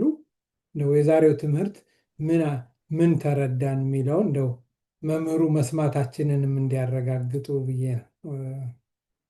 ወንዴ እሺ፣ ያው ቅድም በመሀልሳቸው ወጣ ብለው ትንሽ ነካ ነካ ለማድረግ ሞክረናል። ግን አሁን በአጠቃላይ ጭምቅ አድርገን ስናወጣ በጣም ትልቅ አገልግሎት እንደሆነ ነው። ምድራዊ ብቻ ሳይሆን ሰማያዊ ማደራ እንደሆነ ትውልድ መቅረጽ ነው። በተለይ መንፈሳዊ ትውልድን የመቅረጽ ጉዳይ ነው እና ትልቅ አገልግሎት ነው እና ያንን ምድራዊ ሳይሆን ሰማያዊ አገልግሎት መሆኑን አውቀን ሁለት እዛ ፊት ለፊታቸው ለምንቆመው ልጆች ለተማሪዎቹ ትልቅ ቦታ ሰተን አክብሮት ሰተን ለአገልግሎቱም አክብሮት ሰተነው መምህራን ብለን የምናስበው እኛም እንዲሁ ተዘጋጅተን መጽሐፍትን አይተን የውስጥም የውጭም ዝግጅት አድርገን እንድንገኝ። ምክንያቱም ያው በተማሪዎች ዘንድ የታወቀ ነው። በተለይ በልጆች በኩል አእምሯቸው በጣም ለየት ያለ ነው እና የማንጠብቀውን ጥያቄ የምንጠይቅበት ነው እና ለዚያ ዝግጅት በደንብ እንደሚያስፈልገው መልካም አርአያ መሆን እንደሚያስፈልገው ምክንያቱም የዘራነውን ነው የምናጭደው። ደግሞ ያው በቃል ብቻ ሳይሆን በተግባርም ጭምር ከውስጥ በራስ ዝግጅት፣ በጸሎት፣ ከውጭ ዝግጅት፣ በአለባበስ፣ በአነጋገር፣ በመሳሰሉት ነገር እንደገና ደግሞ የምናስተምረውን ትልቁ ነገር ሆኖ መገኘት ነው። አሁን እንግዲህ እንዳየነው ልጆቹ ጥሩ ክርስቲያኖች እንዲሆኑ የቤተክርስቲያን ልጆች እንዲሆኑ በስርዓተ ቤተክርስቲያን የታነጹ እንዲሆኑ መንፈሳዊ ሕይወትን ተላብሰው ከልጅነታቸው እስከ መጨረሻው አገልግሎቱ ቅድም ምንድን ነው የመምህርነት የአገልግሎት ዘመን እስከ መቼ ነው ሲል ርዕሱ እስከ ሕይወት ፍጻሜ እንደተባለው እነሱም የሕይወታቸው ፍጻሜ ጥሩ ክርስቲያኖች ሆኖ እንዲኖሩ ከፈለግን ያን የሚኖሩትን ሕይወት እየኖረን እንድናሳያቸው ጭምር በተግባር እንግዲህ እነዚህ ይመሳሰላል ነው እንግዲህ ያየ ነው። እንዴት እንደምናስተምራቸው ካስተማርን በኋላ ያ የተማሩ ትምህርት ገብቷቸው ከሆነ በሕይወታቸው ደግሞ እንዲታይ እንዲንጸባረቅ ደግሞ መከታተል፣ ማረጋገጥ፣ ለዛ ደግሞ ምሳሌ አርአያ መሆን እንደዚህ ናቸው። እንግዲህ ቃሌት ያሰማል። እግዚአብሔር ይስጥልን። እንዲሁ ዝም ብዬ አልደከምኩም። ስክሪን ብዙዎቻችን አጥፍተን ስለሆነ ምናልባት መምህሩ ሳያዩን ስለሆነ እየተማርን ያለ ነው። ምናልባት መከታተላችን ለማረጋገጥ ነው። ጥያቄዎች ወይም ደግሞ አስተያየቶች አሁን በቀረበው ሀሳብ ላይ አስተያየትም ልትሰጡ ትችላላችሁ። ወይ ስትራይክ ያደረጋችሁ አሁን ከቀረበው ነገር ምንድን ነው? አሁን በየሰንበት ትምህርት ቤታችን አሁን እንግዲህ ቅድም አንድ ቶፒክ ያልነሱታል። ምን ተንግበር ምንድን ነው? አሁን ይህን ስልጠና ስንወስድ ምን እንድናደርግ ነው? አሁን ብዙዎቻችሁ የሰንበት ቤት የልጆች ትምህርት የሰንበት ቤት ትምህርት ላይ አስተባባሪዎች መምህራኖች አላችሁና ምንድን ነው ከዚህ የምንወስደው? አሁን አንዱ ስትራይክ ያደረገን በደንብ በተለይ ከልጆች ጋር ከትምህርት ጋር የተያዘ ነገር ሃይማኖቱ የተመሰከረለት ጥርጥር፣ ነቀፋ የሌለበት ሰው ማስተማሩ ማረጋገጥ አለብን። ስንዴ መዘራቱን ማረጋገጥ አለብን። እሱ አለ። ሌላው ደግሞ ራስን ማብቃት። አሁን ብዙ ጊዜ በውጭ ሀገር ልጆች እንዳይንጫጩ ብቻ በቃ አንቺ ያዢው አንተ ያዝ መባባል ሊኖር ይችላል። ለማገልገል ፍላጎቱ ሊኖር ይችላል። እውቀቱ ከሌለ እንዴት ነው ያንን የምናካክሰው? አሁን ስልጠናዎች ላይኖሩ ይችላሉ። በየትምህርት ቤቶቻችን በየአካባቢያችን ፈቃደኛ የሆኑ ወላጆች ኖረው ግን ትምህርት የሚያስፈልጋቸው ካሉ ጊዜ ሰጥቶ እነዛን ማብቃት ይፈልጋል ማለት ነው። እግዚአብሔር ፈቅዶ ደግሞ አግብተሽ ሰርግሽ ላይ በቃ እጅግ በጣም ማዘጋጀት ይፈልጋል። መልካም እግዚአብሔር ፈቅዶ የሚል ነው የሰማሁት። ጥሩ ነው። እግዚአብሔር ሲፈቅድ ነው ሁሉም ነገር የሚሰራውና ምንድን ነው እያነሳሁት የነበረው አንዳንድ ጊዜ የአገልጋዮች እጥረት ቢኖሩንም ሰንበት ትምህርት ቤቱ ኃላፊነት ወስዶ ልምድ ያላቸው ሰዎች እውቀቱ ያላቸው ሰዎች ለነዛ ሰዎች ስልጠና እንዲሰጡ ማድረግ ቅድመ ዝግጅት ማድረግ ማለት ነው። እነዛን ሰዎች ማብቃት፣ ትሬኒንጎች እንዲወስዱ ማድረግ እነዚህ ቢያንስ በእኛ ደረጃ ልንሰራው የሚገባው ስራው ያስፈልጋል። መከሩ ብዙ ሰራተኞች ጥቂቶች ናቸው እንደሚባል በጣም የስራ መደራረቦች፣ ጫናዎች ሊኖሩ ይችላሉ። ግን በጣም ጫና ያለባቸው ሰዎች ሳይዘጋጁ እንደው ዝም ብለው መቆም አይገባም የሚለውን እንደ ትምህርት እንድንወስደው ደግሞ የማስተማር ዘዴዎች ላይ በተቻለ መጠን በተለያየ መንገድ ማለት ነው ልጆቹ አሰልቺ እንዳይሆንባቸው እነዛን ነገሮች መጠቀም የሚገባል። የማስተማር ዘዴዎቻችንን ማየት ይኖርብናል የሚለው መልካም። ሌሎች ሀሳቦች ካሉ እድል እሰጣለሁ። የእኛ ብቻ ተናጋሪ ሆነን አስተያየቶች ካሉ እጅ ካለ ትርሲት ያው ምሳሌ መሆን አርአያ መሆን ለልጆቹ ማለት ነው። ከንግግር ጀምሮ ካለባበስ ጀምሮ ምሳሌ መሆን እንደ ትልቅ ነጥብ ነው ብላለች። እግዚአብሔር ይስጥልን ትርሲት።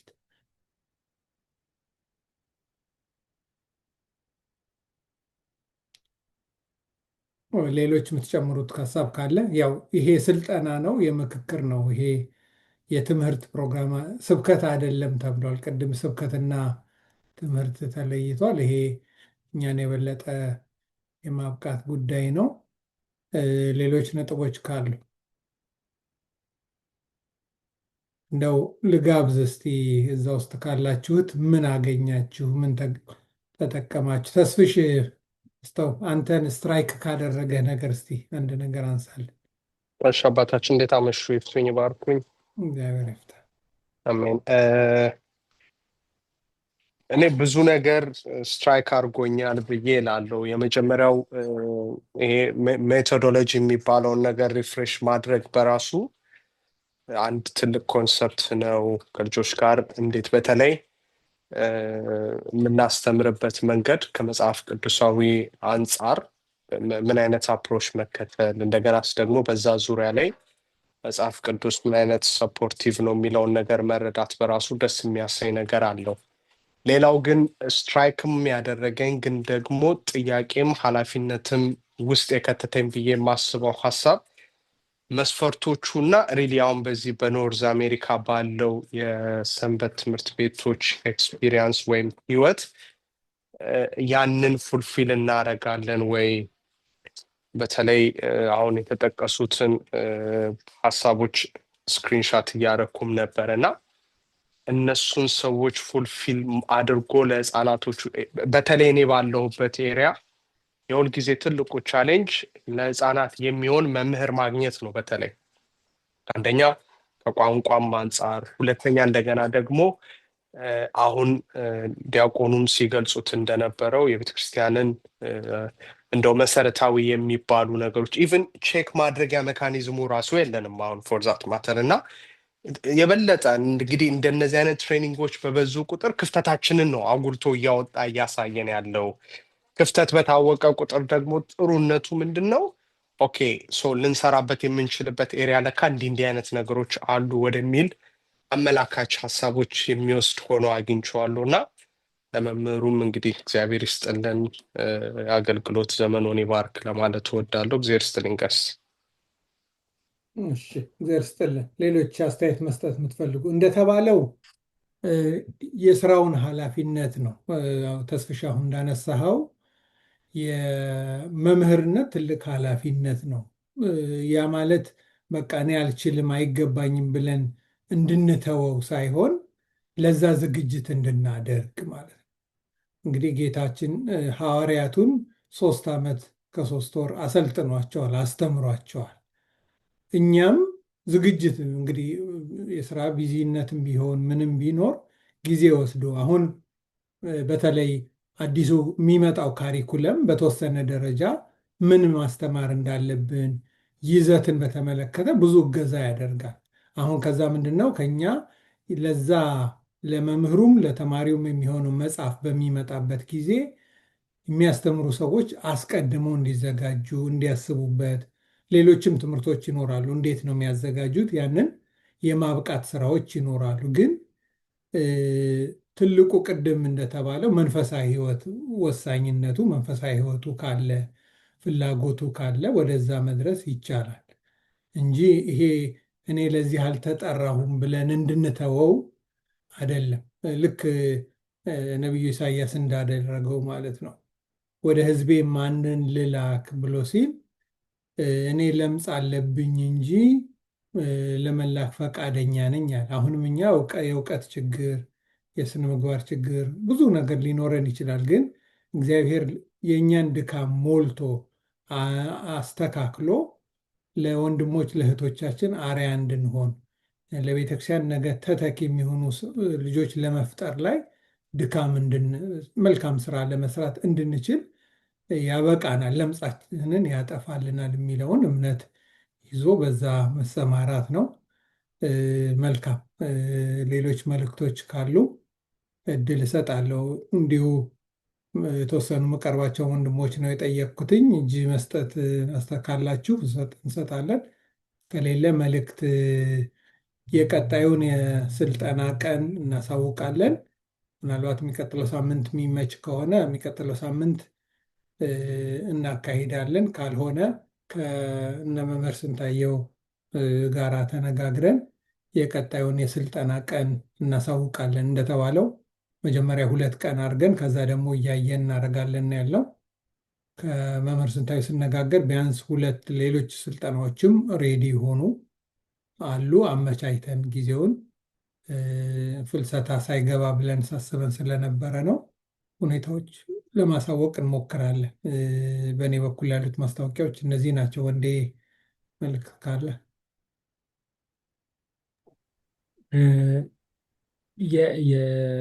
እዚህ ላይ ትንሽ የምጨምረው ምንድን ነው እንግዲህ ካሉን ጠቅላላ ወደ 17 በላይ የሚሆኑ አብያተ ክርስቲያናት እንግዲህ ዛሬ 32 ተሳታፊዎች ነው እንግዲህ የነበርነው። ያው 31 አካባቢ ነው የነበረው ተሳታፊዎች እና እንግዲህ በእያንዳንዱ አጥቢያ ቤተክርስቲያን መቼም ቢያንስም ቢበዛም የልጆች መምህራን የልጆች ክፍል ይኖራል ብለን ተስፋ እናደርጋለን። ምናልባት ግን የተሳታፊዎች ቁጥር ከዚህ ምናልባት ከፍ ሊል ይችል ይሆን ነበር ብለን እንገምታለን። ስለዚህ ይህንን ዛሬ እንግዲህ በስልጠናው ወቅት የማስታወሻ የያዛችሁት ካለ ለዛ ለተማሪዎቹ አካፍሏቸው። በጣም ጠቃሚ ነው። በቃ ዛሬ ራሳችን ያየንበት ነው፣ ልጆቹን ብቻ ሳይሆን ራሳችን ያየንበት ነው እና ጥሩ ነው። መምህሩ እንዲገባው ሆኖ ተዘጋጅቶ አገልግሎቱን በዚህ መልኩ ከፍ ማድረግ ይቻላል። ይህንን እናደርግ እንላለን። ሌላው ከመውጣታችሁ በፊት በየግላችሁ መልእክት ልከናል። አሁን እዚህ ለምሳሌ እንደ ቲጂ ሚሚ 24 አልትራ እንደዚህ የሚል ጆን ዚ ፎልድ እንደዚህ የሚል ስም አለና እሱን በትክክለኛው ስማችሁና ከመጣችሁበት ደብር ይሄ የሚረዳን ምንድነው? ያልደረሱ ያልተሳተፉ አድባራት ይኖራሉ፣ ሰንበት ትምህርት ቤቶች እና እነሱ እንድንደርሳቸው ነው። ለሱ ይረዳናል። ሌላም ጊዜ ስብሰባ ስንገባ ይህንን ነገር ልማድ እናድርገው እሱን ለማለት ነው። ከቻላችሁ ደግሞ መስኮታችሁን ከፈ ብታደርጉ ለሌላ አይደለም፣ ለመምህሩ ጉልበት ይሆነዋል። ለሰባኪው ለማንኛውም ለአሰልጣኙ ጉልበት ስለሚሆን ከተቻለ መስኮቱ ከፈት ቢደረግ ጥሩ ነው። ይሄ ነው ቅድም እንደተባለው ከፍልሰታ ወዲህ እንግዲህ ጊዜ ካገኘን ስልጠናውን እንግዲህ ቢያንስ ለማድረግ እንሞክራለን ከተቻለ። ካልሆን ደግሞ አመቻችተን እንነግራችኋለን። እዚህ ያላችሁ ደግሞ እንደገና በየ15 ቀኑ ለስብሰባ የምንገናኝ ወንድሞች እህቶች፣ የሚቀጥለው ሳምንት ስብሰባ ሊኖረን ስለሚችል በዚሁ አጋጣሚ ለማስታወስ እና አካባቢያችሁ ያሉትን ልጆች ነግራችሁ ረቡዕ እንድንገናኝ የተሰጠንን የቤት ስራ ቢያንስ ግማሹን ለማጠናቀቅ እንሞክር። እንትን ተልኮልናል። ያው ምንድነው ናሙና እንዴት አድርገን እንደምናዘጋጅ ልከንላችኋል። በሱ መሰረት ለመዘጋጀት ሞክሩ። ጥያቄ ካላችሁ አሁንም እንደተነጋገርነው ባለፈው ጽሕፈት ቤቱ ክፍት ስለሆነ በማንኛውም ጊዜ ደውላችሁ የሚሆን ጽፋችሁ ለመጠየቅ የምትፈልጉት ነገር ካለ አግኙን፣ መልስ እንሰጣለን። ይሄ ነው ያለን ቀሲስ።